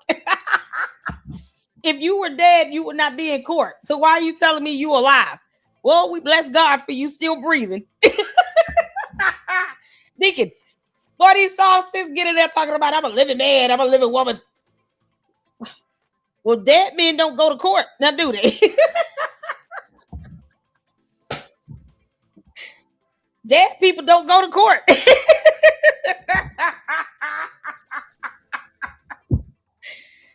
Oh, you can't make this stuff up. It's the stupidity for me. I don't do stupid. We don't do that stuff in here. This country right now, controlling their emotions. We gotta absolutely start like getting into conflict resolution. We gotta figure that out, how to resolve conflict, without fists, guns, and insults. There you go. So there you have it. But I appreciate you coming on, man. Any parting words? Well, I appreciate it. All right, let's get to the next. There were multiple. So this is Carlos. There to show up to Carlos King. I like his channel. He just kind of goes over some of this stuff regarding the attorneys. So he's filed a notice for an appeal, and this is the legal team now that has agreed to be pro bono for Karmelo Anthony. My question is, where the hell were all these attorneys at for the trial? I'm just asking a question.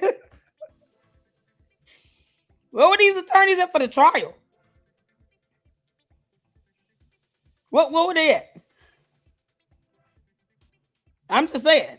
You got all these attorneys here, boy. It's stacked. You got lead counsel, third, second, chair, and then you have co-counsel. It's stacked. What were they at for the murder trial itself? It was like, no, we'll wait and see if he's found guilty, because he will be. And then we'll chime in. We'll at least look at it and see if there's any legal errors that occurred, because that's simple. Now you're just going through the court transcripts, you're going through the evidence, test that includes the testimony, the video evidence, all of that. You're looking at the pleadings, the orders, making sure that court rules were adhered to, there were no legal errors, misapplication of law. You're reading the judge's, opinion. Oftentimes they're given kind of like an op-ed or a memorandum of some sort with their ruling to explain why they can't, what happened, what transpired. In this case, of course, the verdict came from the jury. So they're reading, it's like just going through the paperwork. So it won't be hard. It's 6 of them. They can kind of split all this stuff, and everybody just, you take this stack, you take this stack, we'll just go through it. So, I'm just curious to know where they were at when during this murder trial. And stuff like that, but I'm not here to put that on anyone and say that that's the case. And his family. Now it says that Russell Wilson, Law Office of Russell Wilson II, Gary Bledsoe, the Bledsoe Law Firm. Who else? I see the Law Office of Russell Wilson II, the Bledsoe Law Firm, Law Office of Michael Ware, Ben Crump Law, the Requa Law Firm, and Stafford Moore PLLC. So, you got 6 whole attorneys. They're all attorneys. They practice law. Some else, and you got to imagine typically the law firms, at the very least, everybody's going to have at least one paralegal. So with the attorneys come the paralegals as well. And they're all doing this pro bono. It's just a matter of them going through the trial to find any inaccuracies, errors, or any technicalities that occurred during the trial. So they got to get the transcript and all that stuff, go through it. It might take a while because it's a lot of information to go through from start to finish, looking at all the pleadings, motions, the orders. I mean, you kind of just giving it a second look and review. And then for whatever errors are found, then that's what goes into the appeal to the circuit level court. And then they look at it, and you got to have a legal argument now. You can't just, because, we don't think it was fair and he's black. Now, the legal errors have to be based on an actual legal error. I mean, there's a misapplication of law, or they just completely violated or overlooked the law. That was evidence material to the case that should have been admitted that wasn't. And then you have to make the case as to why it should have. It's that very specific, meticulous review that, any other appellate attorney, you talking about $500-600 an hour. Who child? And they said, we'll do it for free. Good for them. You can't make this up. Michael L. Ware, the law. Hold on, I want to get to this portion of the interview with Austin Metcalf's father speaking out, because he was under gag order. And so he's on, is this Fox News? I hadn't seen this interview, so I wanted to check this little portion out. That's here today. Thank you, Will. Thanks for having me. I think I'd love to just start this conversation with some of what I just shared with the audience. This is not new to you. I'm sure you've seen the video and heard the 911 call. I did notice you took your earpiece out. You didn't want to hear that audio again of the 911 call. Correct. Wait, they had the 911 call?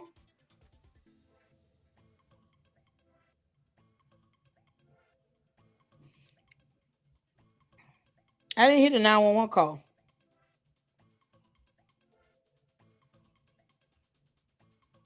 And please don't politicize it. But hold on. We'll listen to this first. I haven't heard the 911 call. How bad is it? This conversation with anyone knows how long. Can someone send me the 911 call? Please, to my email. There are 2. If you have the links to the calls, it doesn't have to be long videos and any of that. Just the calls or something where someone, it's only 2 calls. Is it really hard to hear? It's bad. Jim said it's bad. I haven't heard it. I mean, you all asked me to look at the video evidence. I hadn't even been covering this.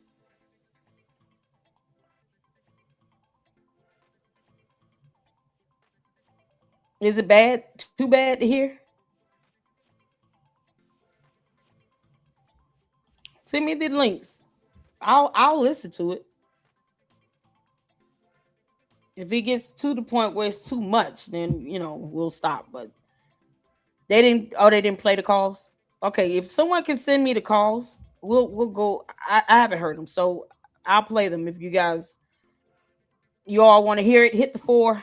We'll play the calls because I haven't heard them, and a few of you all say you haven't heard it. We'll listen together.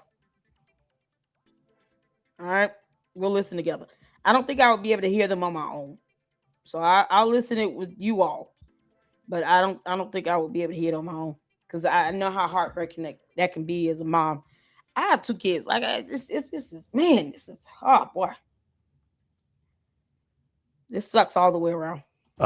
Some of what I just shared with the audience. This is not new to you. I'm sure you've seen the video and heard the 911 call. I did notice you took your earpiece out. You didn't want to hear that audio again of the 911 call. Correct.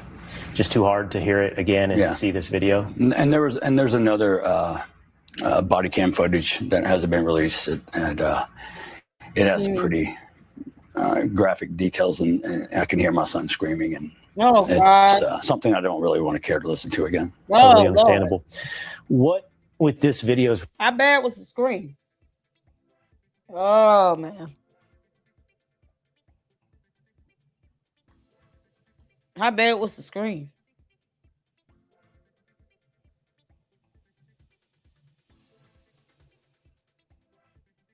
Y'all send me tell me where to go to get the calls after this, and then we'll listen to it. release, Jeff, do you hope the public can see about this moment?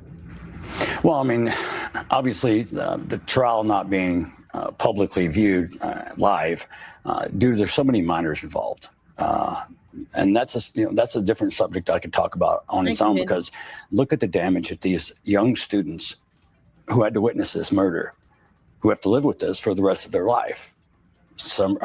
Every one of them, I believe, are in counseling. PTSD could be a thing. I mean, this is a trauma that you carry the rest of your life, possibly. Hopefully they can get the help they need and move forward and not be scarred from it. Me personally, I'm the same way. I need the help too, to make sure that I can move forward. And that's what I really want to concentrate on, is moving forward. I hope this video can clear up a lot of the misinformation that was provided throughout the entire year before the trial came to light. There were multiple lies and mistruths that were put on social media, that were spoken by even individuals that have some fame. People had their own opinions without even seeing the facts. And that's the part I have trouble with. What do you make of that? Candidly, with the audience, you and I spoke a little bit earlier today, and it's one of the great mysteries for me, and how something that is so clear, the facts so obvious, was turned into something that was this great national discussion of race. I think you called it earlier. How did this become George Floyd 2.0? Unfortunately, in today's moral decay of society, as we've witnessed, people believe that if they have their own voice, they scream loud enough, they're right. And they believe perception. And it's so crazy. People can be loud and wrong. He's absolutely right. Being the loudest person in the room doesn't make you right. That's why it's imperative to have an understanding of the law and how these matters flow through the court. You can't listen to Umar Johnson tell you not to vote, but then you want to sit and talk about how there was all white people on a jury. Well, you will have more representation if you register to vote. You got to be registered to vote to get served for jury duty. Some of these judges are elected. Go vote for these judges. Vote for your prosecutors, your DAs. Your members of your legislative branch of government on state and local levels. Go out and vote. You can't make this stuff up. Legislative branch writes the laws. Judicial branch enforces and interprets and upholds them. So if you're out voting for the representation that you feel will best serve your needs, then you would have the representation in the courts and on the juries and everything that you feel would be adequate. Otherwise, you can't complain if you're not even voting. The hell?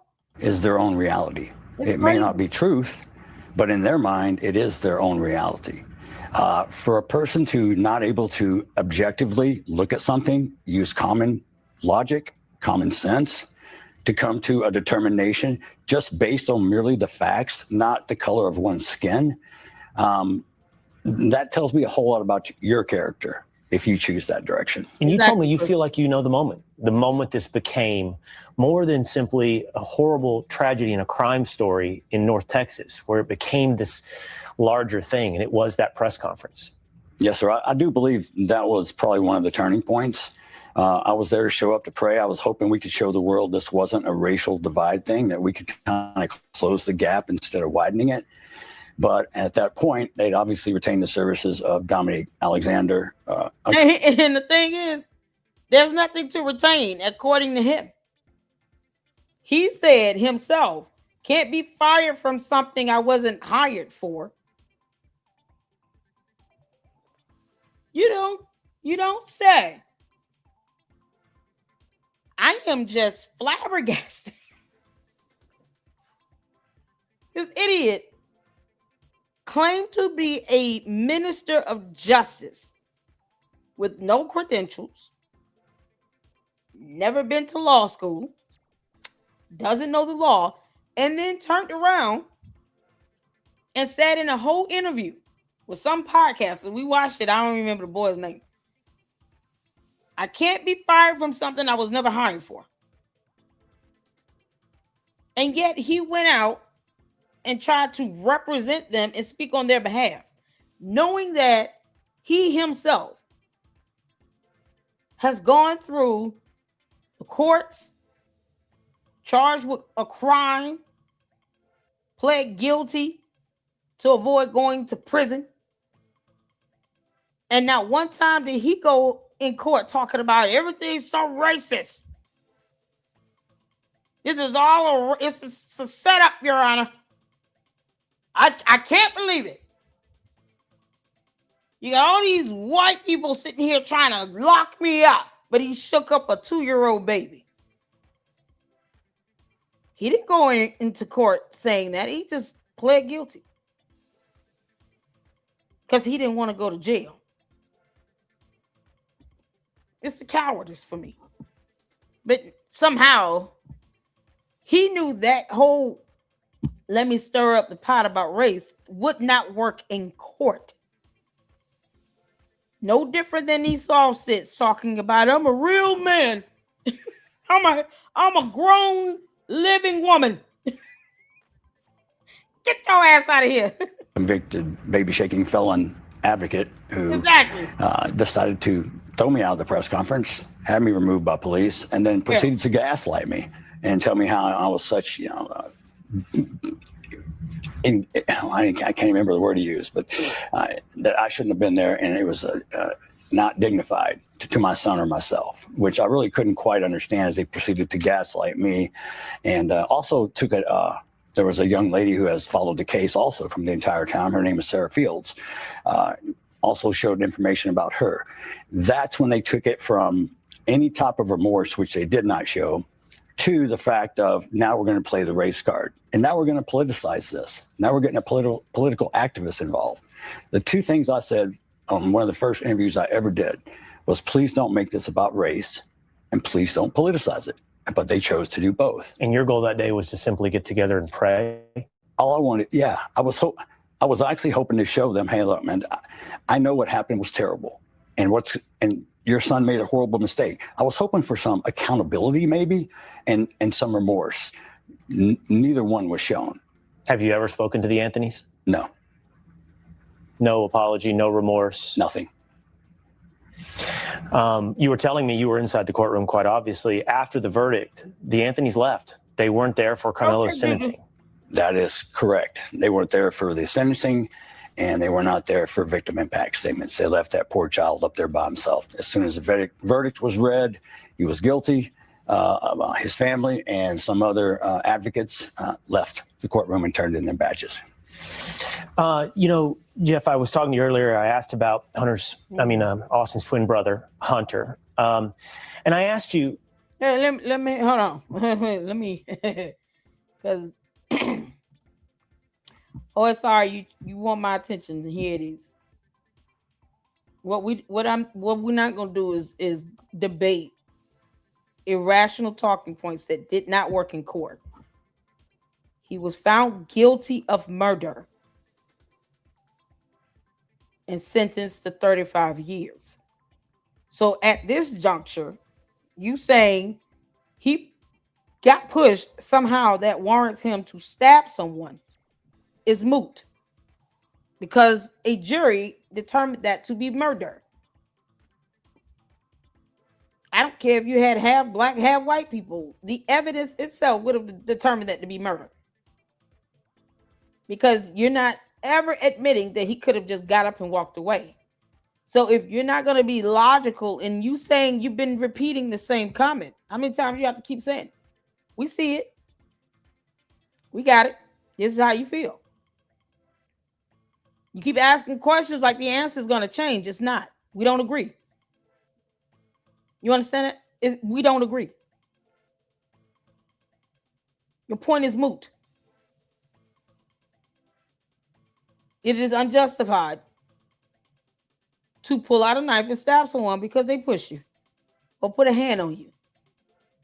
Especially if you're sitting here saying, touch me, see what happens, punch me, see what happens. But you won't say he could have just got up and walked away. I mean, that's a very logical thing to say. You can still have your opinion. That's the problem here. We things are so racially charged, we can't even just have a conversation and then agree to disagree. Agree to disagree. We don't agree with you. And for those who do, they agree with you. I'm not kicking anybody out of here because they agree with what Karmelo Anthony did versus agree that he should have gone to prison for murder. I mean, I'm not kicking anybody here because of that.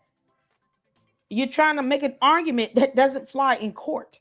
It didn't fly. It didn't work because he's in prison. He was found guilty of murder. So it didn't work. That's all we're saying. And if you have to stab someone in the chest because they pushed you, I don't know if you're a man or woman, but how does that show you have some level of self-control? It's an extreme measure. I hope you don't go around stabbing people in the chest because they pushed your shoulder. I hope you don't do that. And if you don't do that, then why justify someone else doing it? So if anybody go across OSR, Cindy, just know if you push them, they're gonna stab you in the chest because they cool with that. Because that's obviously what you're trying to get us to understand. You feel it's cool. If somebody push you, you should just stab them in the chest and it go in the heart and you kill them. And hopefully you never go outside because you can't handle conflict, but whatever. No one should go around OSR. Cindy, is it Cindy? Yeah, no, don't go near OSR Cindy. Stay far, far away from this one. Can't make this out. We don't agree. It is what it is. You gonna be all right? You gonna be able to handle yourself? My mom shouldn't have to keep saying keep it simple. Do you understand? We got it. He's gonna stab you all if you push him. He wants you all to know that. What has life been like for Hunter in school? Frisco Memorial has other black students. What's the relationships been like at school? What has life been like for Hunter? Well, I can't speak, for Hunter. I can only try to imagine. But I mean, he held his grades. He had straight A's this year. He was captain of the football team. Took over his brother's position. I honestly can't see anyone that has the strength or the mental fortitude as much as that young man does.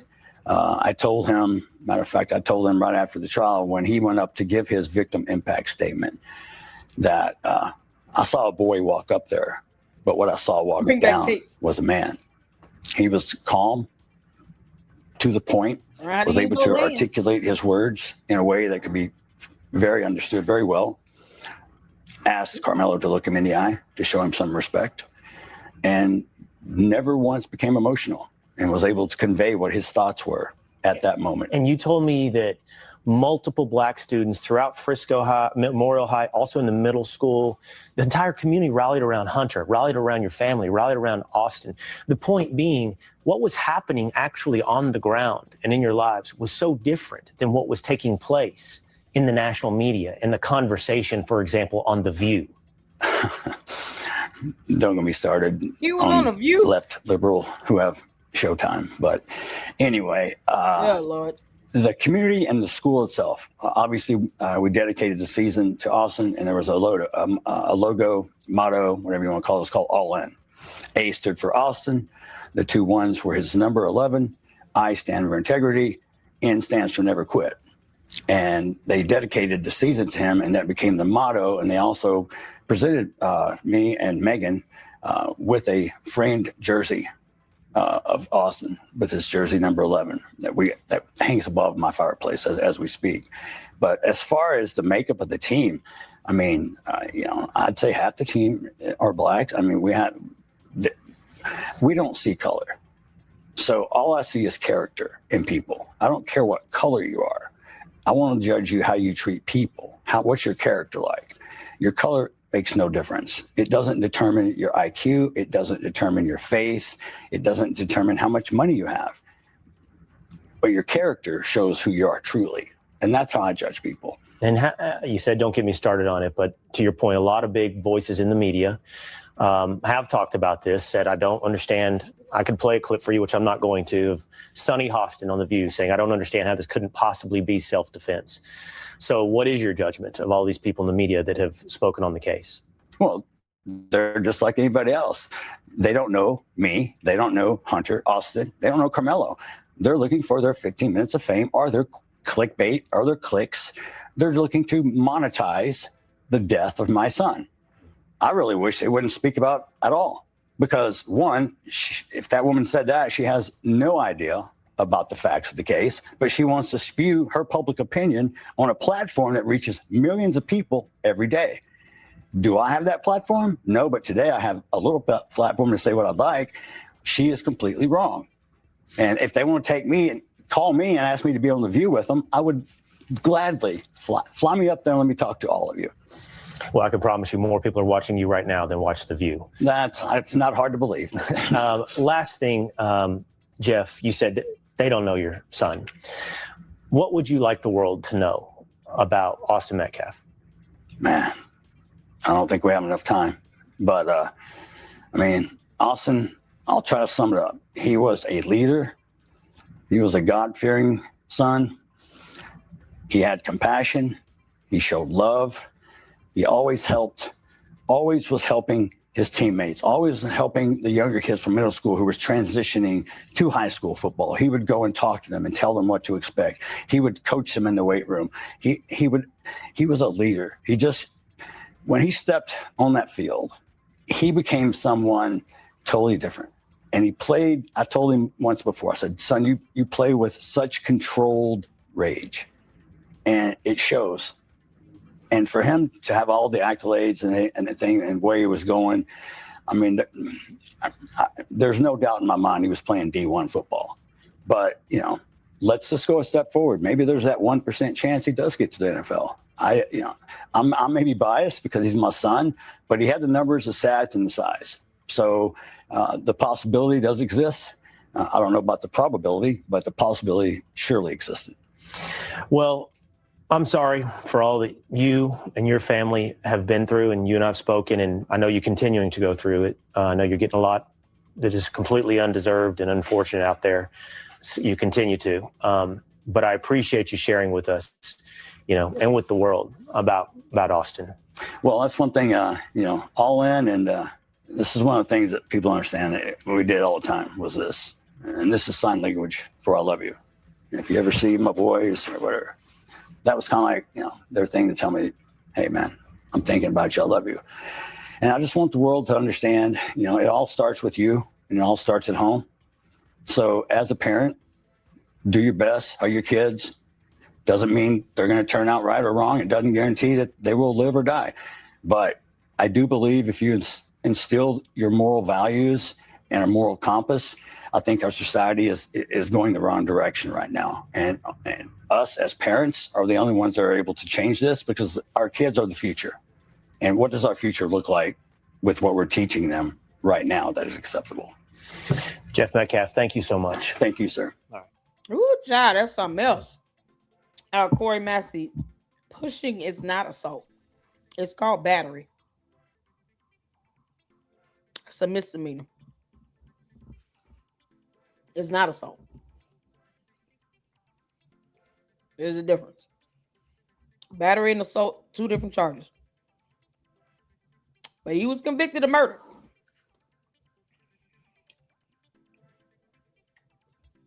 The definition of pushing someone, putting hands on someone, making physical contact is not assault. It's battery. That's not a false equivalent. That is a Google search for you.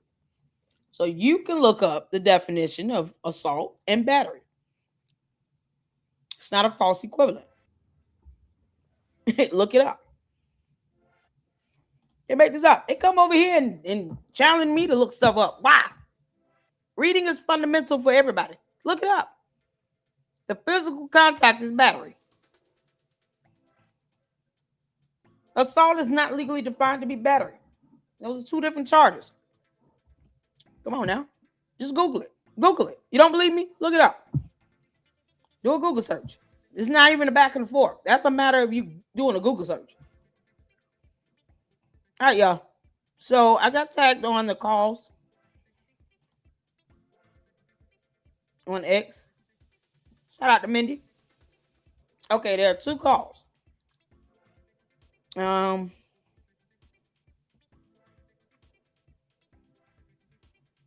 Which one do I just listen to one first and then the other?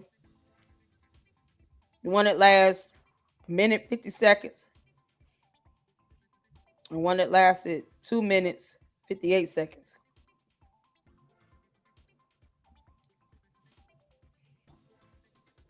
Were they made by the same person? Oh man.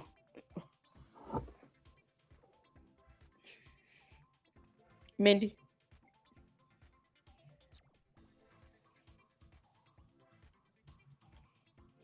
Exactly, 1985. I don't understand why they just won't look this stuff up. Physical contact is battery. He did self-defense. He pushed him back, and he pushed him back and then stabbed him in the chest. His move was simultaneous. He had a knife in his hand. He could have just pushed him back and walked off, but he pushed him back and then he stabbed him in the chest. Battery is the physical contact. Assault is a greater charge when you're doing more severe bodily harm and injury. But if you're telling someone, put your hands on me, touch me, see what happens, punch me, see what happens, you got to understand what it means to be the primary aggressor and to provoke as well in a situation. You don't be the primary aggressor and dare someone to put their hands on you or provoke someone to doing that, to touch you or punch you, and then you want to holler self-defense.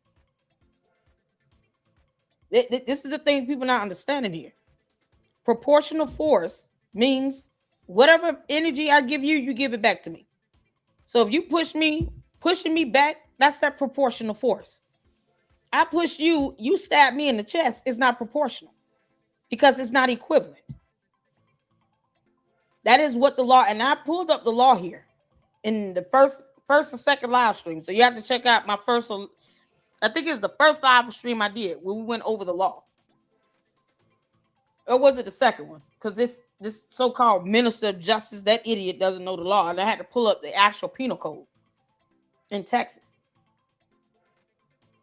Laws are not, and this is why I keep saying, you can't go to court expecting a result based on your opinion of the law. It is based on the legal definition of the law. That's how that works in court. He was charged with and convicted with murder because the proportional force was not there. You can't say that this was self-defense. Self-defense, according to the law, involves proportional force. We actually read the law. That is what self-defense in the state of Texas, according to the law, is defined to be. It is based upon proportional force where it has to be relevant to whatever you're given. That's what you give back equal to that. That situation did not require excessive force. So you didn't need to stab someone in the chest to defend yourself if they only pushed you. So you turned simple battery into a whole felony and 35 years in prison for murder because your force was not equal to what they gave you in accordance with the law.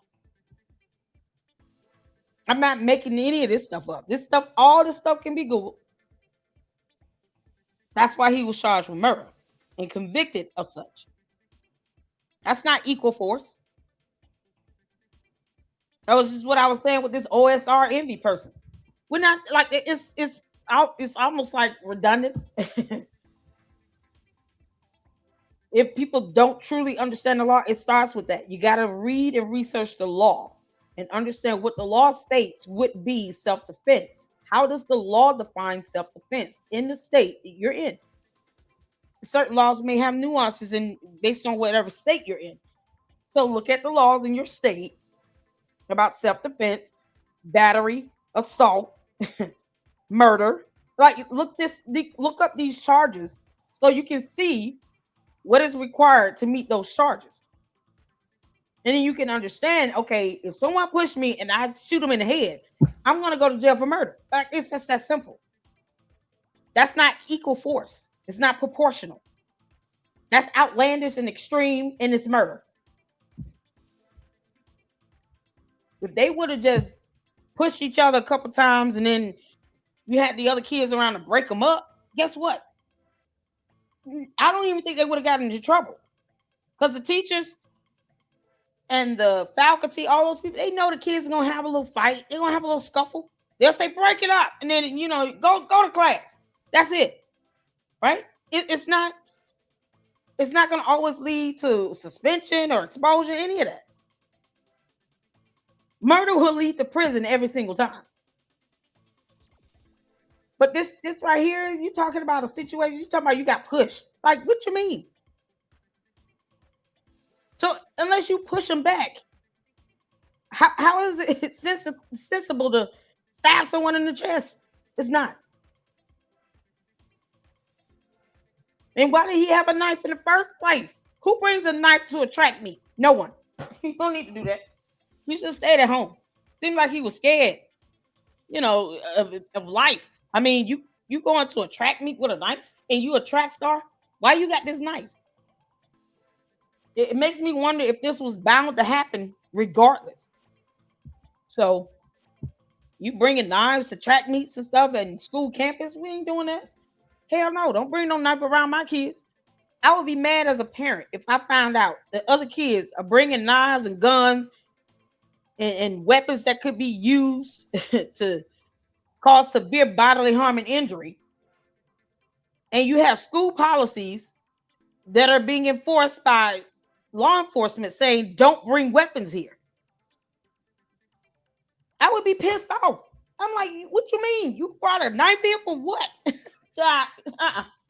Kick that kid out of my kid's school. Don't have them kids coming to school with my kids.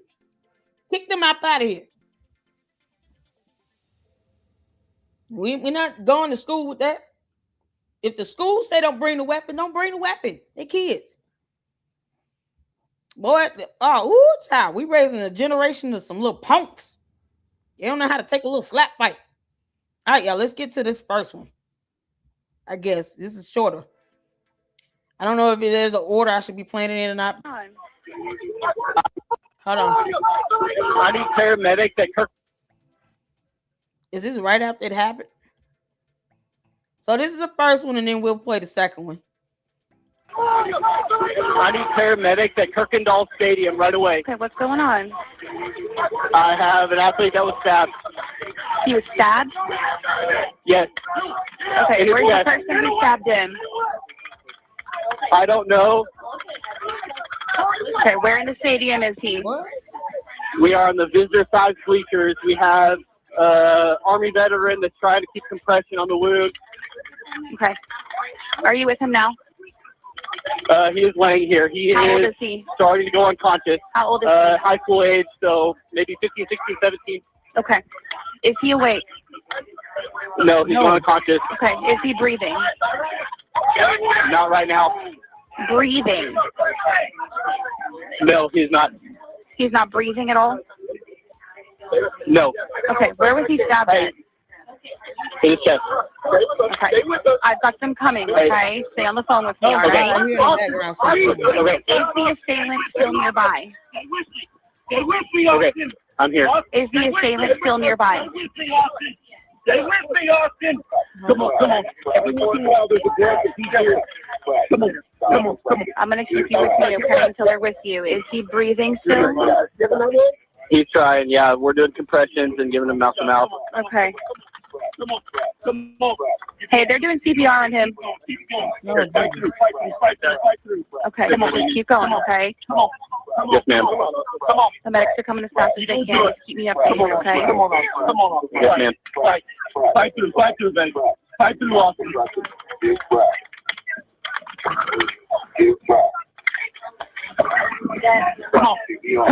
Come on. Ooh, God.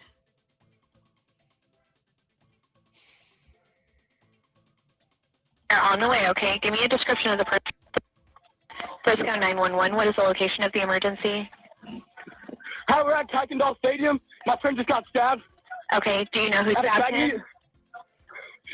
We have no clue. He was sitting in our tent, but you need to send an ambulance right now. They're on the way, okay? Give me a description of the person that stabbed him. He was wearing a gray Essentials hoodie. He was black. He's standing out on the track right now. He's standing on the track? Yeah. Okay. His blue sweatpants on and John. Okay, what did he stab your friend with? I don't know. My friend's bleeding everywhere. Okay. Where was he stabbed at? The chest. Okay. And do you still see the person that stabbed him, or did he leave? It was Austin. Austin got stabbed in the chest. I'm sorry, what did you say? The person that stabbed him, is he still there? Do you still see him? There's adults on him, I think. Yeah. There's adults that are trying to keep him there? Sorry, what? The person that stabbed your friend, is he still there? Yeah, he's still here. Okay. And the irony of adults trying to keep him there after he stabs his boy in the chest. But yet, when they told him 15 times to get up from the tent, he didn't want to move.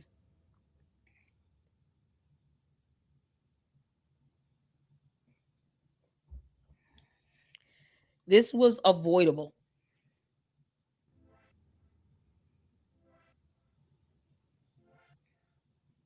Unbelievable. You push me, I'm going to stab you in the chest.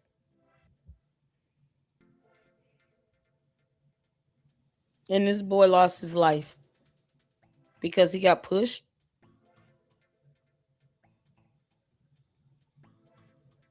Karmelo Anthony was not being jumped or beat up on.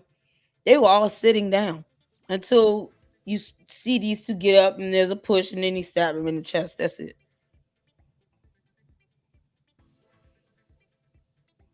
But he could have got his ass up the 15 times they asked him to do it. Now he is being kept from leaving. there's a coach with him? Yes, he's with. People got him. Okay. Do you know if he still has the weapon on him? No clue, but he's like he can't do nothing. He's done. What do you mean? He stabbed Austin Metcalf in the chest. What? What do you mean he can't do anything? What's going on with him? Coaches have him, he can't hurt anyone. Okay, when you say they have him, are they physically holding him down? No, they're just holding him, walking around. Okay. Okay. Okay. What's your name? Wow. What's your last name?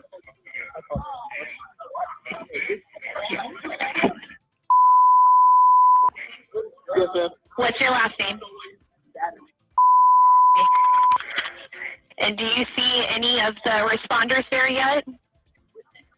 We hear the sirens, but okay. The coaches sent us out. We're all walking to our buses. Okay. So you're going to get on a bus right now? Yes, ma'am. Okay. And the rest of the students are walking towards the buses? Yeah, everyone's being evacuated out of the stadium. Okay. Thank you so much for being quick. Okay. Just follow whatever directions you're being provided by either the officers or by your coaches, okay? Yes, ma'am. Okay. I'm going to go ahead and disconnect it. All kinds of help. Okay, so the first call was one of the coaches. This call was his friend. And they, of course, bleeped out his name. especially since he's a minor.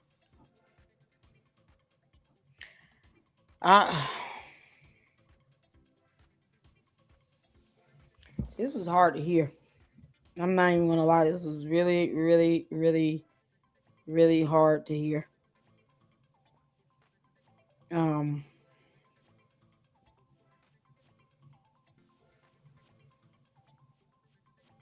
know what to say.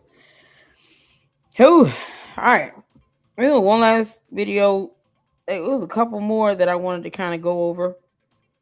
We'll just save for another live, but this one here I wanted to go over with from April Chapman, because like this Dominic person, you got all these scammers and so-called wannabe minister of justice advocate, whatever, people coming flooding into this case, and as opposed to teaching people how to go register to vote so they can serve on jury duty, they want to keep hollering how everything is racist.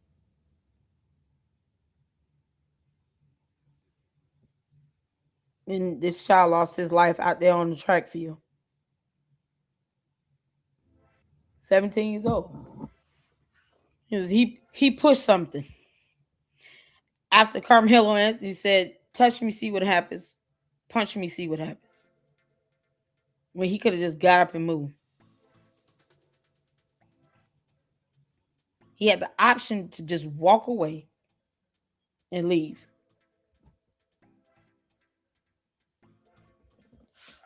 The stupid ass self-entitlement is ridiculous. You're not entitled to be somewhere reserved area that was not for you, and they're telling you 15 times, can you please get up and leave?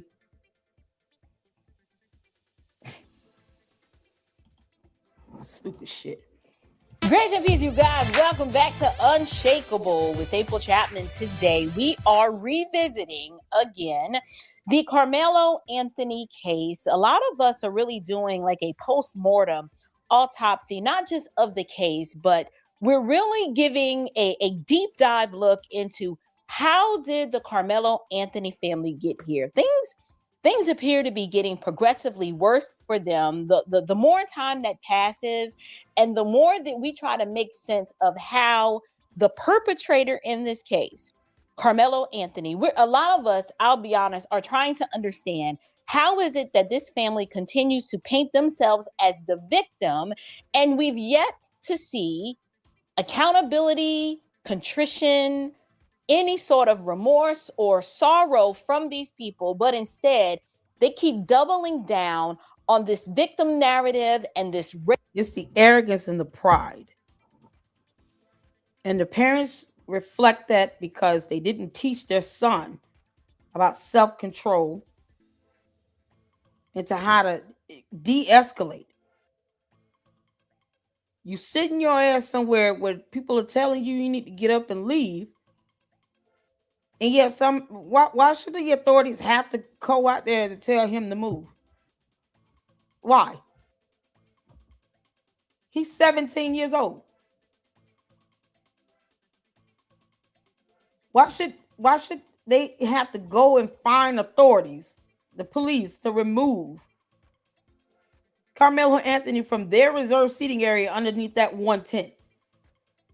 But you won't ask, why is it that Karmelo Anthony could not just go sit under the other two tents he passed by to get to that one? He passed two tents. Why didn't he go sit at another damn tent? They're not asking simple, basic questions like that because it's selective outrage. Your fake outrage is stupid. If you're not using logic when it comes to him moving or not going to that tent at all, then why do you expect Austin Metcalf to have called the police just to get Karmelo Anthony to move from his tent for his team from that reserved seating area when they had all that bleacher space where he could have sat any fucking where else? What do you mean?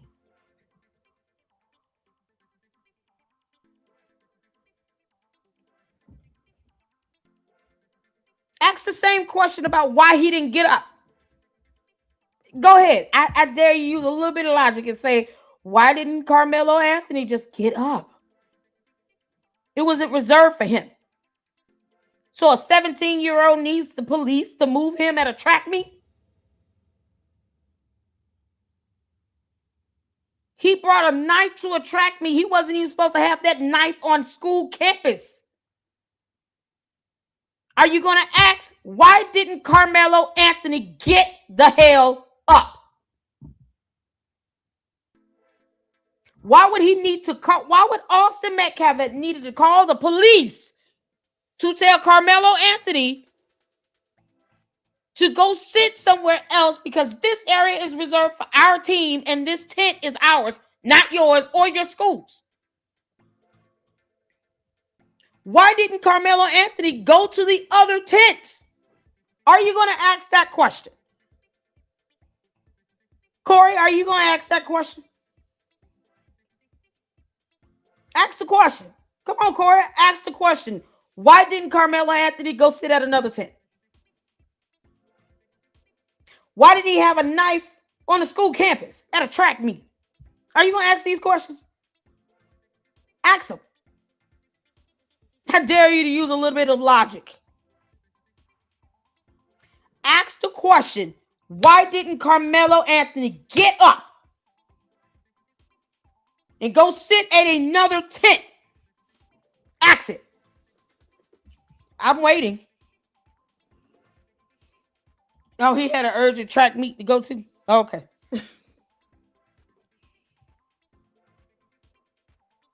Ask those questions. He wasn't even supposed to be there. I can imagine. He didn't have to be there either. He didn't have to be there either. It's a track meet. It was not a class required for him to graduate. He's not getting a grade out of this. He didn't have to be there at all. Don't figure. Why didn't Karmelo Anthony get up and sit at another tent? I'm waiting on Corey to ask that question.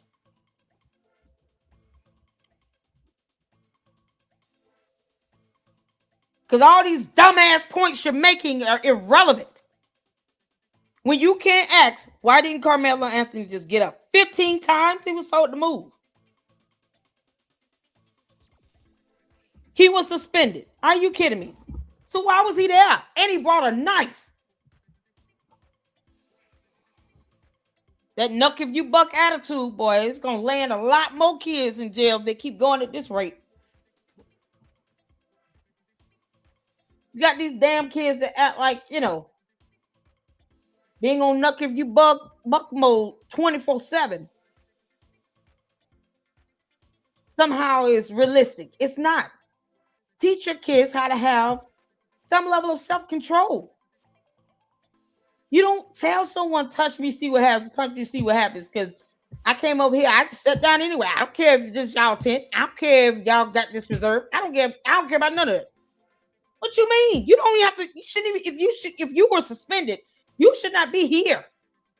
You coming to school events and you're suspended from school? So what you here for? You can't even compete in the track meet because you're suspended. So he just there to see the track meet, and then he brought a knife. But his ass was suspended.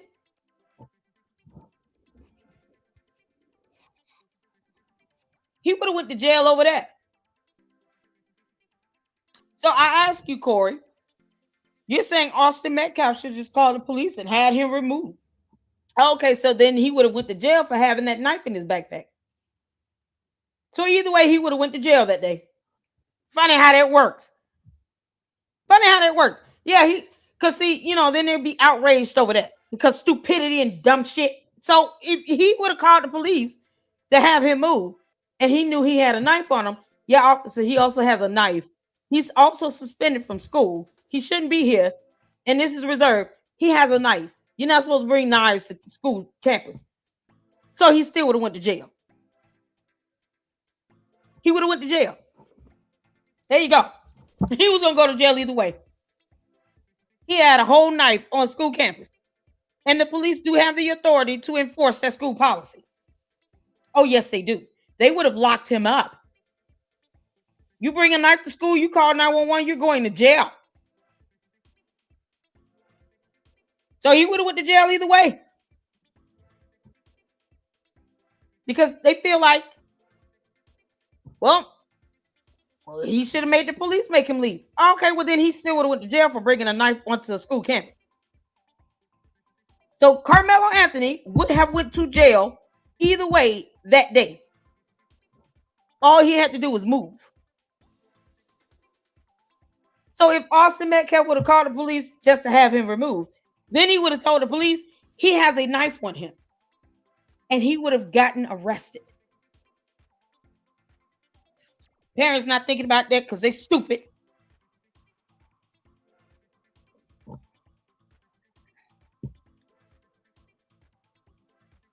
Crazy stuff. Shouldn't have had a knife. You bringing a knife to school campus? Yeah, you're going to jail either way. So he would have went to jail. Karmelo Anthony would have went to jail either way. For having a weapon on school property. He's suspended from school. Why are you there? Then you bring a knife. Yeah, so he would have went to jail either way.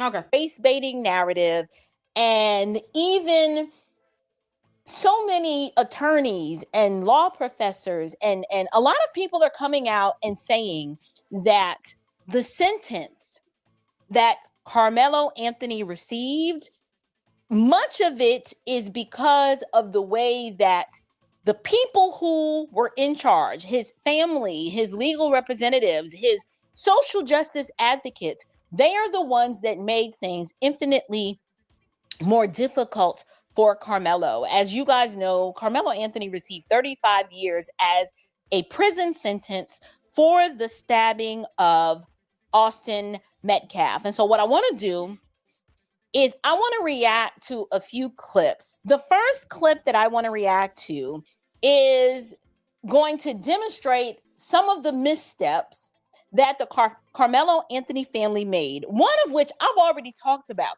I talked about very early on how I knew something was stinking in Denmark when they retained the services. Yes, I'm calling it the services of Dominique Alexander. And it demonstrated to me that I was like, these people are not that smart. These people are not that smart. And I know it is disparaging when you call someone low IQ, but these people are not reading the room. Even when information about Dominique Alexander started to come out, you would think that they would say, okay, us being connected to this individual is going to damage our credibility. We got to cut them loose. No, they did not do that. They did not seek wise counsel. They did not enter into this situation with the sole purpose of defending their son and giving him the best chances of a favorable outcome at all, simply because they made way too many mistakes and were unwilling to listen to the wisdom of what so many people, even on the internet, was trying to make them see. Another misstep they made was allowing so many of these race hustling grifters, not the usual suspects like your Al Sharptons or your Ben Crump. They have been nowhere near this case because they're like, yeah, we can't help this boy. What they did was they gave the ball to the JV squad of race hustling and race grifters, such as your Charleston Whites, and then these other wannabe legal minds thinking that having these people advocate on their behalf was going to be a net positive. But in the end, it ended up being a net negative. So first, let's take a look at this new, this character was new on the scene. So many people have been trying to take advantage of the Karmelo Anthony situation. And at the end of the day, one day, I am praying that Karmelo Anthony realizes that none of these people loved him or gave a darn about him, but they were only interested in themselves and what they could get from it, namely, what type of monetary payoff was in it for them. Let's take a look at this first clip.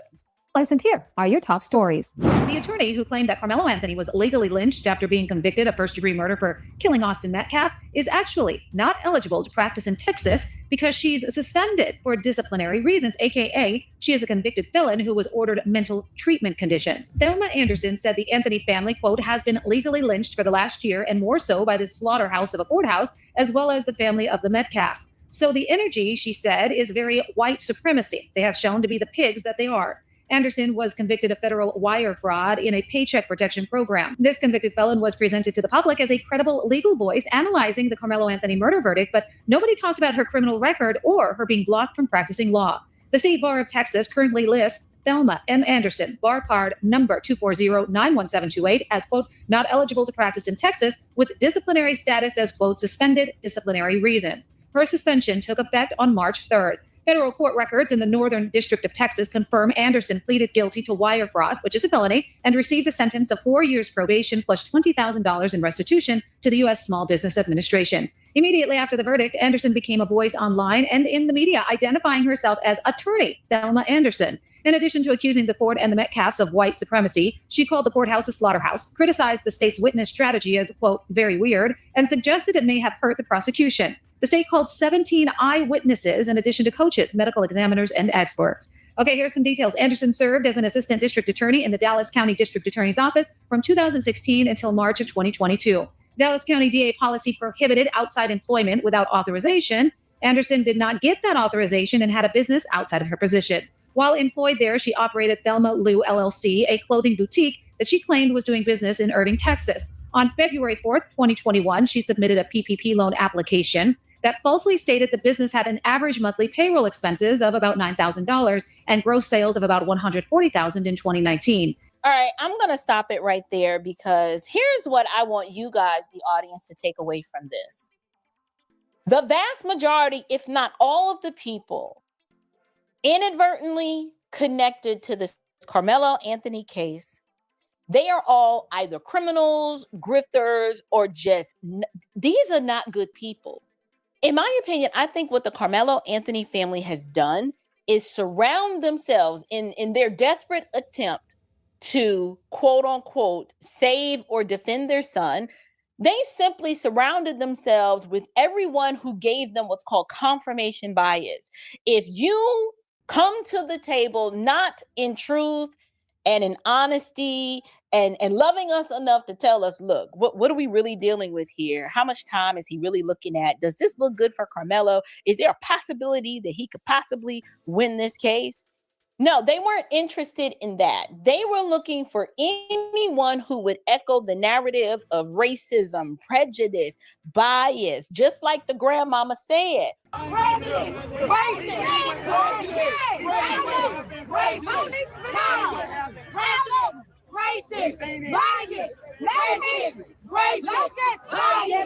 Laws, evidence, facts, laws, video, evidence, testimony, witnesses, evidence, laws.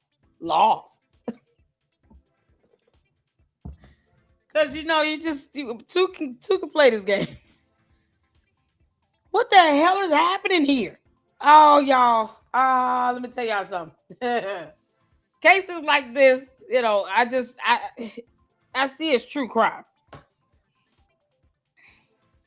This is why I don't often report on these types of cases where you have this racially charged nonsense and they can't tell you how, jury selection process occurs.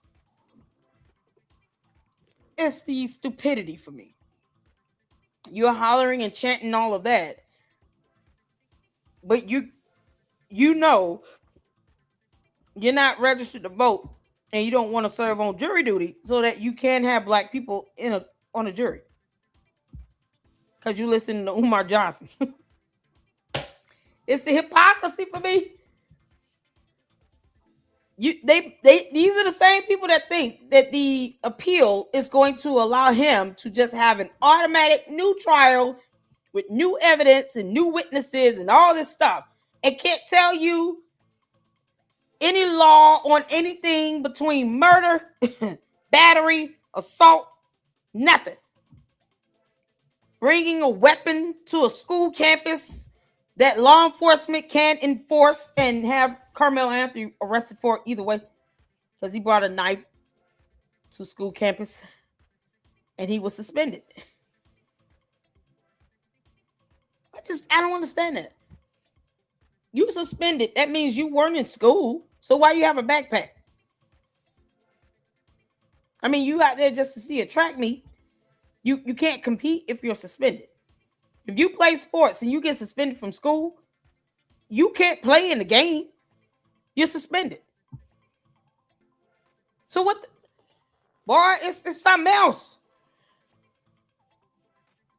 Why don't he just go to work?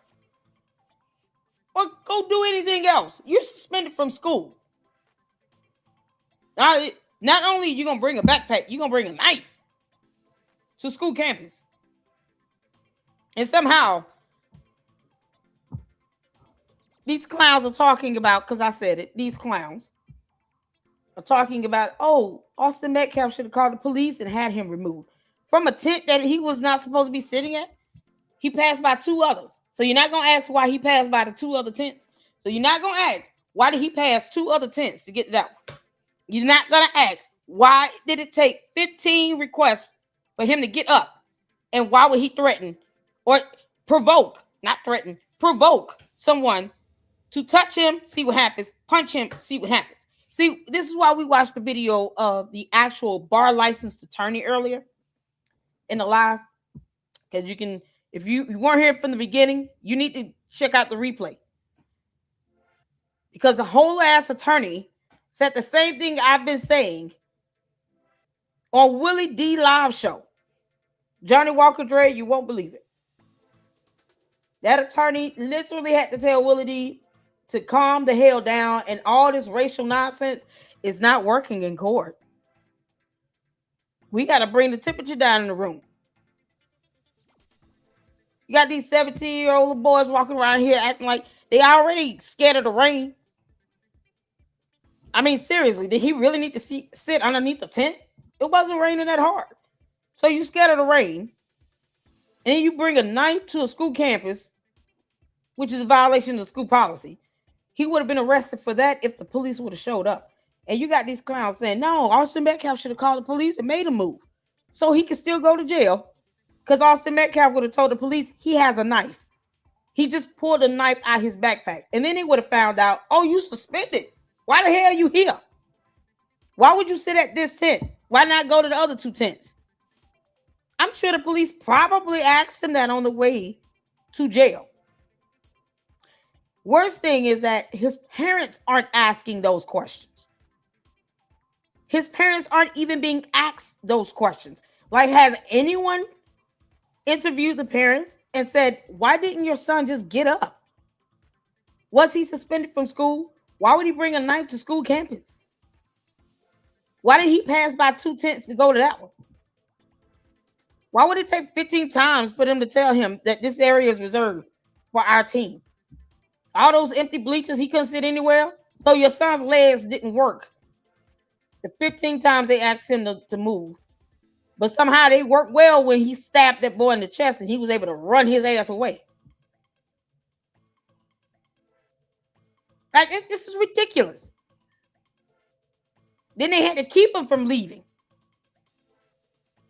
But you forcing yourself upon somebody in a tent, provoking them to put their hands on you and punch you. Why? Why would you tell someone to do that? Where's the logic in that? Where's Corey? Corey, you gonna ask why did Karmelo tell Austin Metcalf, touch me, see what happens, punch me, see what happens? Are you gonna ask us that? Because that was a stupid thing for him to say. That's not a sign to any judge or jury that you are in fear of your life. It's called provocation if you're provoking. Johnny Walker Dread, you have people literally think that somehow the police should have been the one to remove Karmelo Anthony. But then they still think that he would not have gone to jail for having a knife on school property. You can't make this up. He would have went to jail that day either way. Either way, he would have went to jail. The police had to get involved. Maybe they were doing Karmelo Anthony a favor by not calling the police. And why would that situation have to escalate to that point? You see the extreme measures in this that make no sense. Him having the police to have to come out there and tell him to move. And then they find out he got a knife and then they lock his ass up either way. Because he shouldn't have it. No. These same clowns will get mad because Austin called the police, not because Karmelo Anthony violated school policy bringing a knife. Somehow a 17-year-old needs to take a knife to a track meet at a high school campus when his ass did not have to be there. And he's suspended. So if you suspended, I grew up in a home where you were also simultaneously punished. You were put on punishment. You get suspended from school, you get put on punishment. So you're not leaving the house. You're not going anywhere unless you got to go. And you got a doctor's appointment, something like that, you're going. If you got suspended from school, you can't go outside and play. You got in trouble from school, you in the house. That was the punishment, was to be stuck in the house. So how is he suspended from school and his parents still let him go to a track meet? No, you on punishment. What you mean? Give me car keys. Give me your phone. I want your tablet. I'm taking that game. All the luxuries of life that you claim you working so hard for, you got suspended from school. Now give me all that. You ain't going nowhere. You on punishment. You got to go to work. No? Okay, we take your ass to your room. What's going on now? Maybe I'm just old school because parenting for me, my kids have never been. I don't think my kids ever been suspended. I don't think my kids ever been suspended. And if they get suspended, they on punishment. That works hand in hand. You don't reward bad behavior. How does this go? Now kids get suspended and they still get to go out and go to track meets and have fun. What you mean? This was confirmation bias. Anybody who came to them with that narrative, they were willing to give a platform and were willing to allow them to raise money on their behalf and to exploit what happened to Austin Metcalf at the hands of Karmelo Anthony so that everybody could benefit. This is what desperation smells like. So this chick right here, Thelma Louise, I don't remember her full legal government name. We're just going to call her Thelma Louise. This chick, I remember when she came out and started making all kinds of inflammatory statements, calling the courthouse a slaughterhouse. I was like, here we go. We got another race bait and grifter here. When it's obvious race had nothing to do with this case, you have someone that's going to echo the sentiment of racism and bias and prejudice. And that's the narrative that they wanted to drive home, thinking that was going to be enough to shield Karmelo Anthony from accountability. But guess what? It didn't work because y'all are like the boy who cried wolf. You've been crying and whining and screaming racism for so long that the vast majority of the American public. Well, that is a punishment. You get suspended from school and you forced to watch soap operas. Oh my God. Y'all. I'm going to tell y'all something right now. This is how I ended up falling in love with the Golden Girls. Not that I got suspended from school. My grandmama didn't let me watch all this stuff that, kids watching nowadays. We didn't have all that. So me going outside was like the highlight. Boy, me and the kids in the neighborhood would make plans for the whole week. So today we're going to play street ball. Tomorrow we playing kickball. Then the day after that, we're going to climb 3 trees. And then after that, we're going to do jump rope. We had the whole week planned out to go outside and play. And you sitting here like, I can't go. What do you mean I'm on punishment? I'm scheduled to go play kickball. And then you got to be stuck in the house. You can't watch cartoons. You can watch bad TV. Could watch it. Oh man, all the stuff I love watching. X-Men 97. Couldn't watch none of that. And then I got to sit here and watch soap operas. That's how I ended up liking the Golden Girls.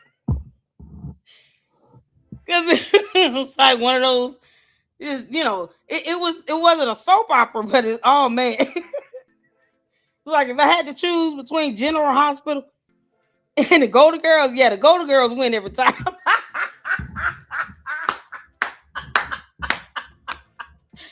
When you said Days of Our Lives, oh, you're taking me back. Oh, memories. Hey, y'all, we're going down memory lane right now. Oh, my God. Days of Our Lives. General Hospital. Oh, it was like a couple others. Then Dawson's Creek came out. And that was like a soap opera. Beverly Hills 90210. Oh, man. Then, of course, you had Martin. And then Fresh Prince. Then you had Mad TV. In Living Color. Oh, child boo. They're the worst thing that could happen is you not watching no cartoons on Saturday morning. What? You gonna clean your room the whole time? Like cartoons come on between like 9 a.m. and like 12 noon. So you got these 3 hours where you're like, okay, I'm gonna eat a bowl of cereal and then let that last like eat real slow.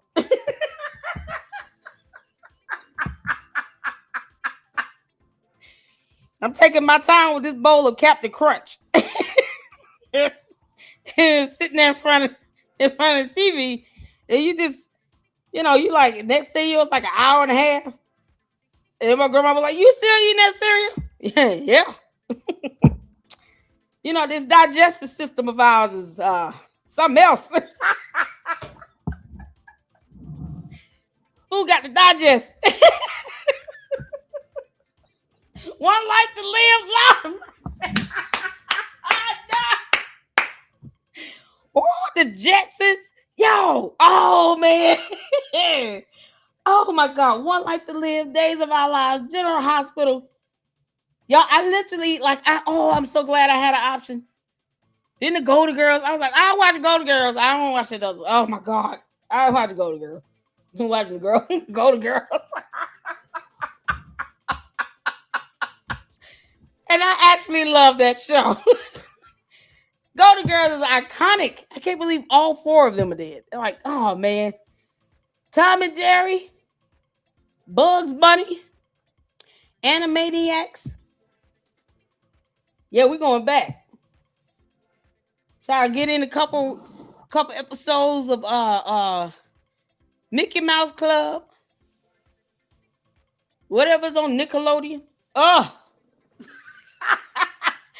I love Lucy. Oh my God, Scooby-Doo, All in the Family. Man, look. Three's Company. Y'all, that would come on late too, so I would have to be up late. That was like a Friday night. That would come on like right with what's the show with the military? Oh, with Gover in it. Saved by the Bell will come on Saturdays, y'all. Oh my God. That man, Designing Women. Listen. Before Will and Grace, there was Designing Women. Then besides Saturday cartoons was like X-Men 97. Spider-Man. I watched Spider-Man. X-Men 97. Oh my goodness. MASH. There you go. MASH and Three's Company will come on around the same time frame. Then you had Good Times. Oh, let me tell y'all something. Home Improvement. Oh, y'all taking me back. Y'all, we telling our age right now. Mary Tyler Moore. That's all. I would catch that on the rerun. That. The Jeffersons, Sanford and Son. Those shows for me were like rerun shows. Then you had, the Apollo, a little bit of Arsenio Hall. Oh, come on, man. Come on now. Carol Burnett. Oh, man. Mama's Family. Can we give it up for Mama's Family? Oh, my goodness. Mama's Family and then Golden Girls and then Mama's Family. I was like, those two shows I would watch. No one had to tell me to watch that. You didn't have to force me to watch it. I wanted to watch those. Mama's Family and Golden Girl. Like them two shows, that's it. Me and my girl, we can watch it all day. Bewitched. Oh, come on. Y'all, before you had Will and Grace, you had Designer Women. Man, poor child. We could go on and on, y'all. We could go on. Happy Day. Don't forget about Happy Day. What you talking about, Willis?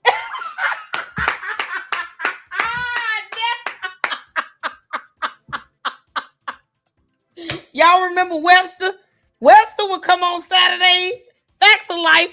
Family Matters. Oh, come on now. 91 Jump Street. Somebody said Silver Spoons. Oh my goodness. Sinbad Show. Yes. Steve Harvey Show. That was pretty funny. You can't make this up. Goodness gracious, friends. Alf, and what was it, the dinosaurs one? What was the dinosaurs? Y'all, Alf was just like, that was a late night show. Had to sneak up for that one. Alf would come on around 11 something. And then was it Harry and with the one with the Bigfoot one? I would even watch Coach. Y'all remember Coach? Oh, God. Coach, give me a break. The Paddock Dude Show. Get out of here. Oh, man, that's so old school. Y'all remember Webster? Webster was, honey, that was my little crush, Webster. Then Saturday mornings, we had Power Rangers, and I was just crushing on the Green Ranger. That boy was so cute. No, the Black Power Ranger. It was the black one. And then they had the white one come in with the little ponytail and stuff. He was so cute. All right, that's my side. I need to move on. All right, we gotta go. Are not buying it anymore, and it's not working. And so you retain the services. And when I say retain the services, I'm not saying that there's some contractual relationship between this Thelma person and the Karmelo Anthony family, but it is obvious that she was given license to speak on behalf of the Karmelo Anthony family. And she was speaking. It's funny how none of these legal minds were secured and retained as a part of his legal defense. But after the fact, everybody who had something to say that somehow is the opposite of the story that the defense showed, or should I say, told us in court, now all of a sudden these legal minds want to speak and tell us what this is really all about. I'm saying here that the Karmelo Anthony family has surrounded themselves with a bunch of miscreants. Yep. And criminals and people who have a very sketchy past, and it makes you wonder, tell it like it is, why girl. would a family who claims to be so upright and whose son didn't do nothing and him was a good boy and he was just out here saving lives every weekend from little kids who drown in pools? I'm not saying that he didn't do that, but this is the narrative they're trying to present.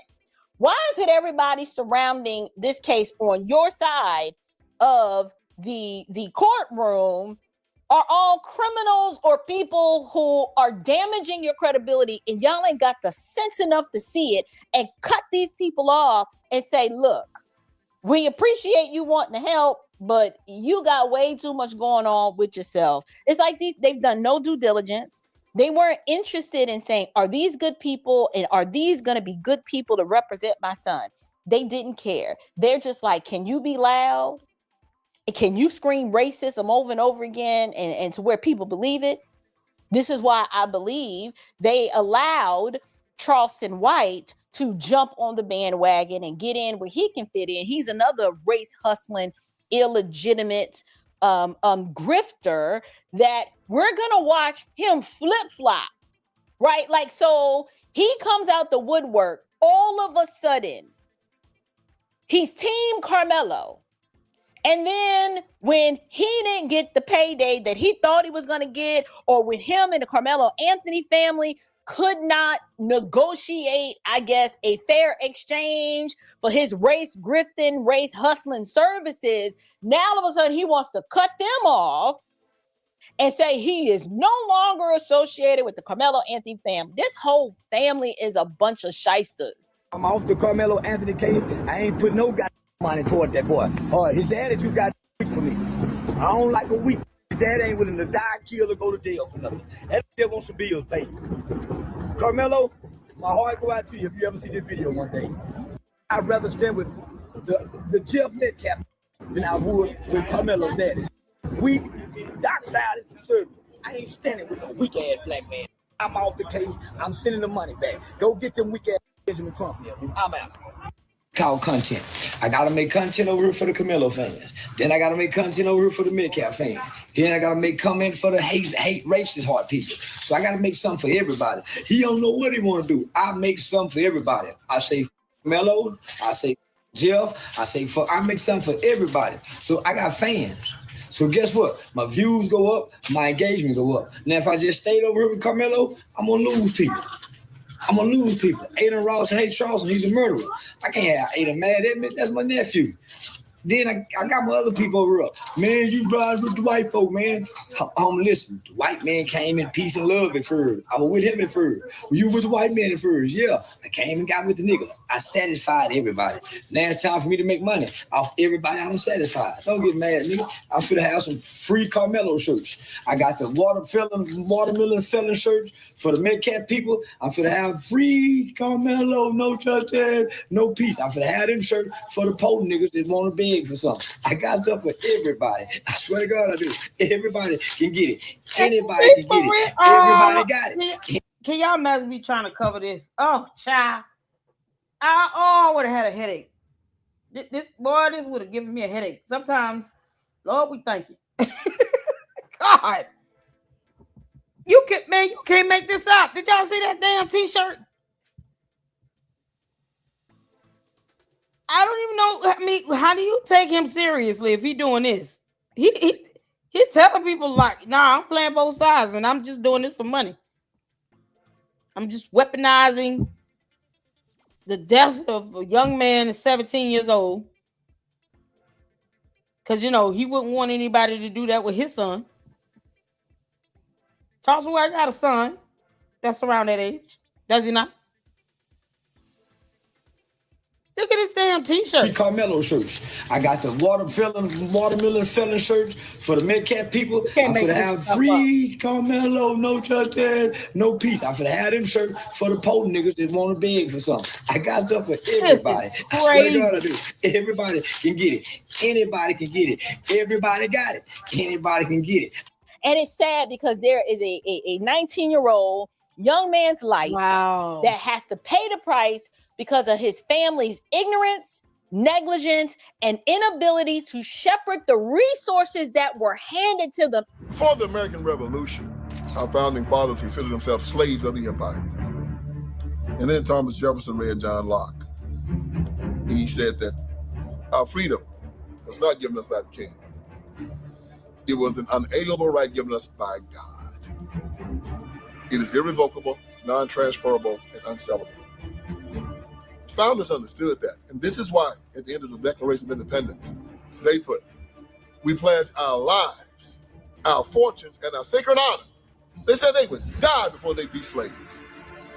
I won't just die before I be a slave. I'll kill before I be one. So all y'all out there to say you have no choice, but the founders showed you. It's Patrick Henry that said, give me liberty or give me death. And on that fateful night when George Washington had to cross the Delaware River in the ice and the snow, or the American Revolution would be lost. They said, General, what movie is this? Who is this talking? This goes on for a long time, does it? What the? Who is this talking? He said he was a businessman. This is crazy. Y'all hit that like button. Who is the guy talking? What are the passwords? Who's this? Anybody know who he is? Child? He's supposed to be another televangelist. How much you paid for that suit, Pastor? Bishop. How much you paid for this suit and tie? You mean to tell me you got all dressed up to do this video? I didn't cover it so you all asked me to. He got dressed up for this. He said victory or death. Either we're successful tonight or we all die. Vince Everett Ellison. That's the idea of a free man. And I am a free man. So all you out there that believes that someone has to give you your freedom, you're admitting that you're a slave.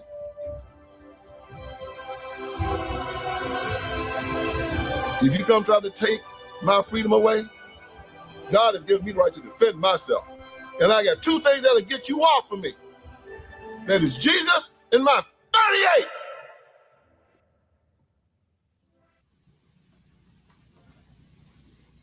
Slave is a choice.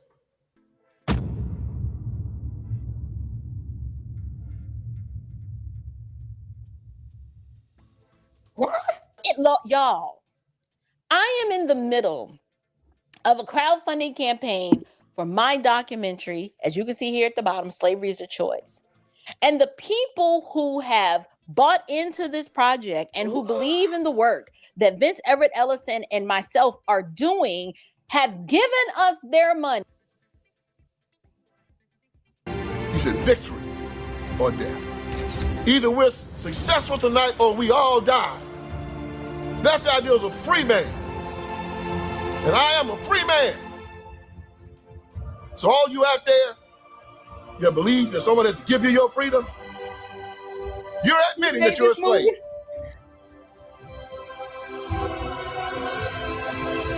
If you come try to take my freedom away, God has given me the right to defend myself. And I got two things that'll get you off of me. That is Jesus and my 38. April.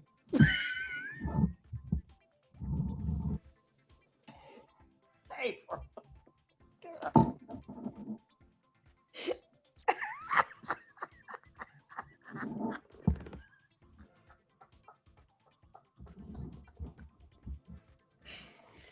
April.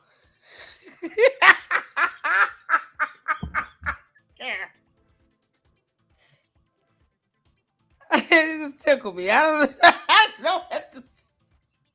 April, you in this movie, girl? Why is he yelling? Why is you yelling, Bishop? You look like a bishop. Oh, Lord have mercy.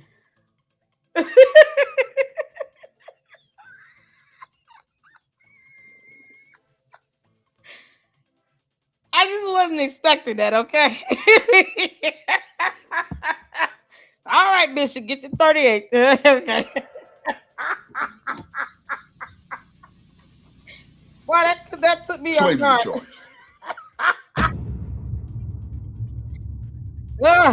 Y'all get your 38. Yeah, okay. Y'all, I am in the middle of a crowdfunding campaign for my documentary, as you can see here at the bottom, Slavery is a Choice. And the people who have bought into this project and who believe in the work that Vince Everett Ellison and myself are doing have given us their money because they are expecting us to take this donated money. Like, this is not our money. They are expecting us to do with it what we said we were going to do with it, which is to produce a film. How is it that these people had no problem raising all of this money for legal fees and all sorts of other things, and then when it came down to hiring and retaining competent legal counsel for their son, all of a sudden they ain't got no money for the appeal? So we're like, well, where is the money? No money for the appeal. And they were just doing what they were told to do, but they have not given an account for what they've already done with the first batch of donated funds that they received. Where did all of the money go? Isn't that now they're under investigation for that, right? I think a couple of you all said that. They're now under investigation for this.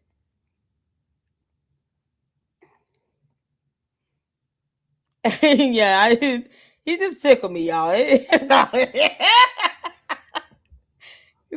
was not expecting that ending at all. The movie looked good. That's why I'm like, who is this a movie? It actually looked really good. The visuals on that is pretty good. Pretty good. He just took me off guard. I was like, hey, bro, is that her husband? Is that her husband? What's his name? Is that her husband? This right here, this scene right here was really good. I was like, oh, this is pretty badass. George Washington was badass. I mean, he was. You got the founding fathers. That wasn't. The movie looks really good. He took me off. In my 38.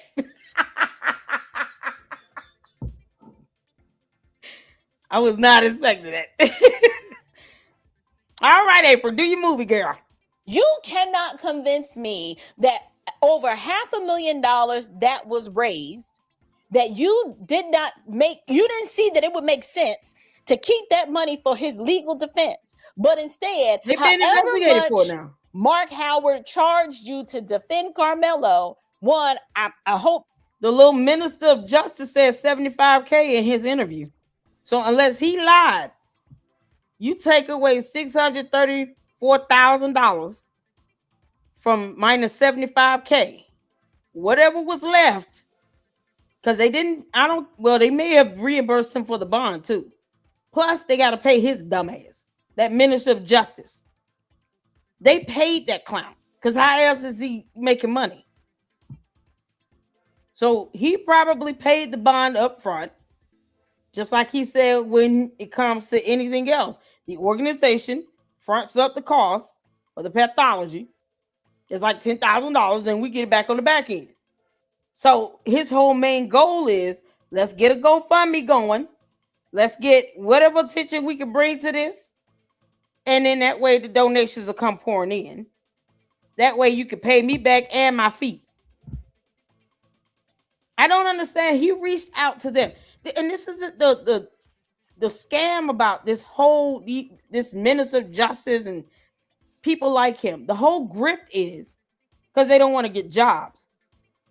Let me go out, insert myself into this situation, but then say, well, we're trying to do the work to help get justice, but we need money for that. And then they go and they ask their platforms and stuff, their whole supporters and whatever, to fund them to come out and yell and scream about your case. As opposed to them going to the right people that can actually get real results. No, they want to, it's like they're charging you to come out to try to protest about something going on with your case. But yet they're the ones wanting to insert themselves in that. This Dominique person reached out to them. So why would they give him money? Logically speaking, right? Theoretically, you calling me saying, hey, I want to help bring attention to, your lawsuit against Candace. However I can assist you with that, and you reaching out to me. Don't ask me for no money. I don't care if you need to sit here and get a hotel and you want to make signs and set up events. You call me. But they go back and they create all these GoFundMes. And then they go back, create channels and social media, and then they ask their supporters to fund them to do something they call you to volunteer their time to do. Because they don't have to do this shit. Let's be honest. They don't have to come out and do any of that. They don't have to insert themselves into this situation at all. But yet they want to raise money because they don't want to get a job. They don't work either. This so-called Dominique, this minister of justice, that clown, has a fake company, so to speak. Because that LLC, the EIN number is allegedly expired. He has not filed taxes since 2020. So you have no idea how much he's bringing in, what his expenses look like, none of that. But he wants to come off like he's legitimate, talking about it's a registered 501c3. But your EIN is invalid. You're still raising money against that EIN. So you're using it to get money and get grants, but you're not filing taxes to the IRS. Because it's been since 2020. It's 2026. We should have seen tax years 2021 to 2025. So he's not reporting any of this to the IRS. Why? If it's legitimate, why would you not file your taxes? That's scamming 101. You're not going to report your scam to the IRS. And yet he inserts himself into a situation to say all this racism and blah, blah, blah, blah, blah. And everybody come here and get all excited and get mad and get all your fake outrage out. Come out and walk up and down the streets and not learn laws or how juries are selected. Like, forget all the stuff you really need to know. No, never mind. Just say it's racist. Put a sign and a t-shirt on and a hat. And then he go back there to about, well, I'll bond them out, but it's going to be like, you got to give me back the money plus an additional $5,000, $10,000. You called us, but they didn't do that. They didn't say kick rocks. You shouldn't have reached out to us. You want us to give you money to do something you called us to do? Kick rocks. Are you a bar licensed attorney? No. Well, kiss my ass. What do you mean? I don't need all that. They didn't even think like that. They're just like, we just want to get attention on this. But look at the type of attention that you've garnered. And you got this fake ass minister of justice that doesn't care. He's just getting attention by any means necessary. Because narcissists don't care. They like negative, positive attention. They don't care. And now all of a sudden you can't be fired from something you weren't hired for. So this whole time, what were you? You were a distraction. Came in, stirred up the waters, ignited this racial tension, just so he could say, I can't be fired from something I was never hired to do. Oh, okay, cool. So you shouldn't be doing anything like this ever again, you would think, right? No, because it's too much like right. And he doesn't want to get a job because of reasons. He's a convicted felon. Y'all paid him in full and y'all don't owe him any money. But the question is, how much did it cost and where's the rest of the money? Because all I can see is a bunch of crooks or people with really sketchy past. Everybody is hitching their wagon to this Karmelo Anthony story. And the more y'all want to convince us that it was racism, hatred, and bigotry as to why he didn't get a fair trial, it's starting... The truth is coming out and nobody believes y'all. This is some hood rat ghetto foolishness. You got an attorney here who is not even eligible to practice law in the state of Texas. Wow. Who has got this disciplinary action against her. This chick used to be the former ADA in Dallas County and got wrapped up into some PPP foolishness where she misrepresented what she was using PPP loan funds for. And then not only that, you got Dominic Alexander, who you've not cut off. He's still associated with you. And then you had Charleston White. So I want to show you guys this other clip that further explains how these people are trying to present themselves as some victims, but they keep they're the ones that made it worse for their son, not just by the company they keep and the people that they had connected to this case, but how I'm telling you, the lead attorney breaks it down. Listen to this. On how Karmelo Anthony's family has actually costed Karmelo extra years in prison. So many extra years. You wanted me to expound on that further because you had not heard anyone make that point. Well, that's why I'm here. I'm giving you the perspective, not of a YouTuber reacting to news, but of an attorney who's practiced for more than 20 years. This is behind the scenes info. So let's get to it. Now, let me explain on how Karmelo's mother basically sentenced her own son Karmelo to an extra 10 to 30 more years in prison and what she can do about it now to try to fix it. I explained in my last video that Karmelo's mother apparently hired a family spokesperson, one Dominique Alexander.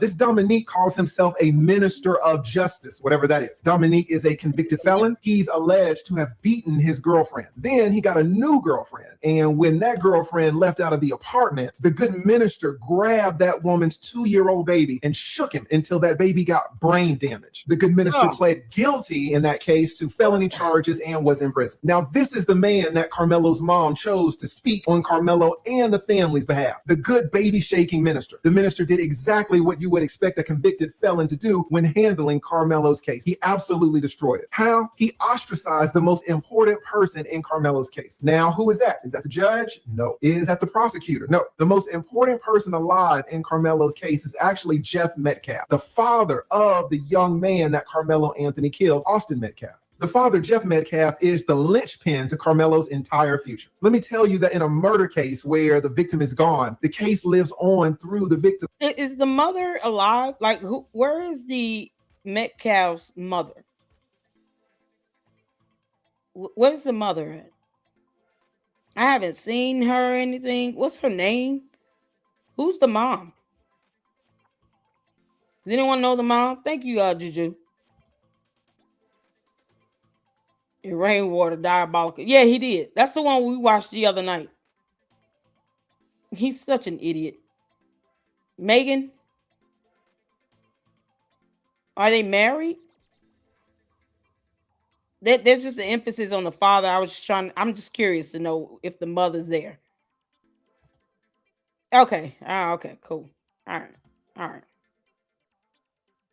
Yeah, I haven't heard about her. I haven't followed this like that, but okay, she did divorce. Okay, cool. Okay. So she's done an interview. Okay, thank you, cheap lady. All right. I just want to make sure. Megan and Jeff are divorced. Okay. And she was at the trial. Thank you, Cheryl. All right. Well, as long as mom's there. That's all right. Okay, cool. All right. Was next of kin. When a parent has to bury his child, everyone looks at that parent to gauge how to react. Judges consciously and subconsciously look at the parent's facial expression when they are testifying on the witness stand. Prosecutors run all their plea offers through the parents. Reporters knock on the parents' doors for statements, and they aim their cameras at the parents when the verdicts drop. And the jurors, oh my goodness, the jurors hang on every word of the parents. Notice every little movement, every gesture. In this case, Jeff Metcalf, the father, is not just a spectator in the case. He's the conscience of the entire community. If you win Jeff, you win all the sympathy. But if you alienate him, you can go to prison. So the reason why I wanted y'all to listen to this is because this was one of the initial things that I said when I saw that press conference where Dominique Alexander was doing all of the talking right after Jeff Metcalf attempted to come to the press conference to pray and say, hey, let's not make this about race. But instead, the Karmelo Anthony family allowed Dominique Alexander to speak on their behalf. I knew it was over. I said, and here's the thing, I'm not even an attorney. I don't even have paralegal experience. But if I was on the defense team, I would have told the Karmelo Anthony family, look here, we're going to defend you and we're going to defend you vigorously. Here's what we need you to do. Not only are you going to pay for Austin Metcalf's funeral, you're going to send some flowers. You are going to reach out to the Metcalf family, offer your condolences, offer your sympathy, and you're going to write a nice big check. That's what you're going to do. And then we need to hear, not just from you, the parents, but we need to hear from Karmelo, a speech that we will write for him, but we need it to sound sorrowful, with a contrite heart, and with lots of tears, because that is going to help your defense. We may not be able to get your son off, but what we can probably alleviate is the severity of his sentence. That is what you want. Everybody ain't on your side right now, and the best way for us to get people on your side is if we can get the Austin Metcalf family to, at least at minimum, get a sense that you are sorrowful for what you've done and that you didn't mean to kill him. And that is going to play and have so much weight during the trial. That's what we need you to do. Do I make myself clear? Yep. That would have been the terms and conditions on which I would have been willing to defend Karmelo Anthony. Yep. I would have been like, you do realize you about to pay for that funeral. You are absolutely about to pay for the funeral. And to repay it. Now, like I said, I'm not an attorney, but I'd be looking for ways to demonstrate through actions, not just words, that my intent was never to kill Austin, and that this was a situation in one split second I made there was a poor sense of judgment, but that I am so broken up and heartbroken over what I've done that I'm trying to figure out, what can I do? I can't bring your son back, but maybe this token of peace is, or an olive branch or something. And then the last thing I would have done is listen to what the father said. If the father said this ain't about race, it ain't about race. It's absolutely not about race. I would have been able to squash any sort of narrative that somebody would have wanted to bring up, and me and the father would have been on the same, united front. Don't bring race into this. That is not what this is. But did they listen? No, they didn't listen, because they knew Karmelo Anthony was as guilty as sin. And instead of, like the Bible teaches, for us to come repentant, remorseful, full of humility, and laying our sin down at the foot of the cross. That's right. Instead, they doubled down in pride and in arrogance and in entitlement and made themselves out to be the victim. How do you have this kind of advocacy around you is beyond me. But it was at this moment that I realized that Karmelo Anthony's fate was sealed, because the people around him weren't thinking about him. They were thinking about themselves. They raised money off of it, a lot of money at that, and everybody was getting a piece of the pie, from Dominique Alexander to Charleston White to this other Thelma Louise character. Everybody was eating off of Karmelo. And at the end of the day, Karmelo one day is going to wake up and realize that these people didn't give a darn about him. Yeah. So I wanted to share this context with you in terms of the fact that each of the characters that have been associated with the Karmelo Anthony case on the side of Karmelo Anthony, they're all corrupt in some way. And the question we need to ask ourselves is why? Why would a family not have sense enough to vet these people and say, no, get away from us. You stay away, and you absolutely got to stay away. This is not who we are. We don't even want to associate ourselves with people like you unless they are just like the company they've been keeping. That is my argument. These people are just like the company they've been keeping, and they force us to arrive to that conclusion because they won't cut these jokers loose. They won't even issue a statement to say, we distance ourselves and completely disavow. And I don't know how these people decided to hitch themselves to our wagon, but they've not done that. They have not renounced any of these people, but instead they have been trying to figure out how much money can you raise and can we get a cut? Everybody's in on this grift. So I'm curious to know, what do you guys think? Leave me your comments and your thoughts down in the box. I wholeheartedly agree. Shout out to April Chapman. Girl, we love you. Thank you for telling it like it is. And I appreciate you all so much for tuning in. I just wanted to make sure, we went over this information and what to expect with this appeal. And if things don't go the way that people expect it to go, they're going to be even more whole nonsense with that it's going to come down to, oh, well, yeah, it's still so flawed and everything's so racist. It's like, no, you gotta, at some point, it should be the emphasis of ensuring that justice remains impartial, neutral, and fair, because if it's the other way around, they would still be crying things are racist if it didn't go their way according to the law. He had a fair trial, and he was convicted of murder. He got 35 years. Like I said, I think the letter of the law should have been appealed. Yeah, I think he should have gotten, 50 to life or life without. I think he should have got life without parole. But that's, they would want that if it were the other way around. So all this fake outrage and race baiting, that stuff don't work in court. And people will realize the hard way when they see that it's taken about almost a good year to get an appeal going. And then they realize, oh man, he might not even get an appeal granted. So, like I said, this dream team, attorney team, whatever they are, were MIA this whole time until now. Because really, it's like just dividing up the paperwork. You get this stack, you get this stack, you go through this, you go through the videos, and just kind of going through to see if there were any legal errors or inconsistencies or something to that extent, to where it's material to the case that the appellate court will look at and say, okay, cool, we're going to go ahead and grant, a retrial on this or that, or just the whole thing altogether. Like, they're going to have to be compelling based on the finding, of those legal errors, not based on their feelings and emotions. So, thank y'all so much for tuning in. Shout out to April. Y'all support her movie. It looks good. The dude caught me off guard. He does look like a televangelist.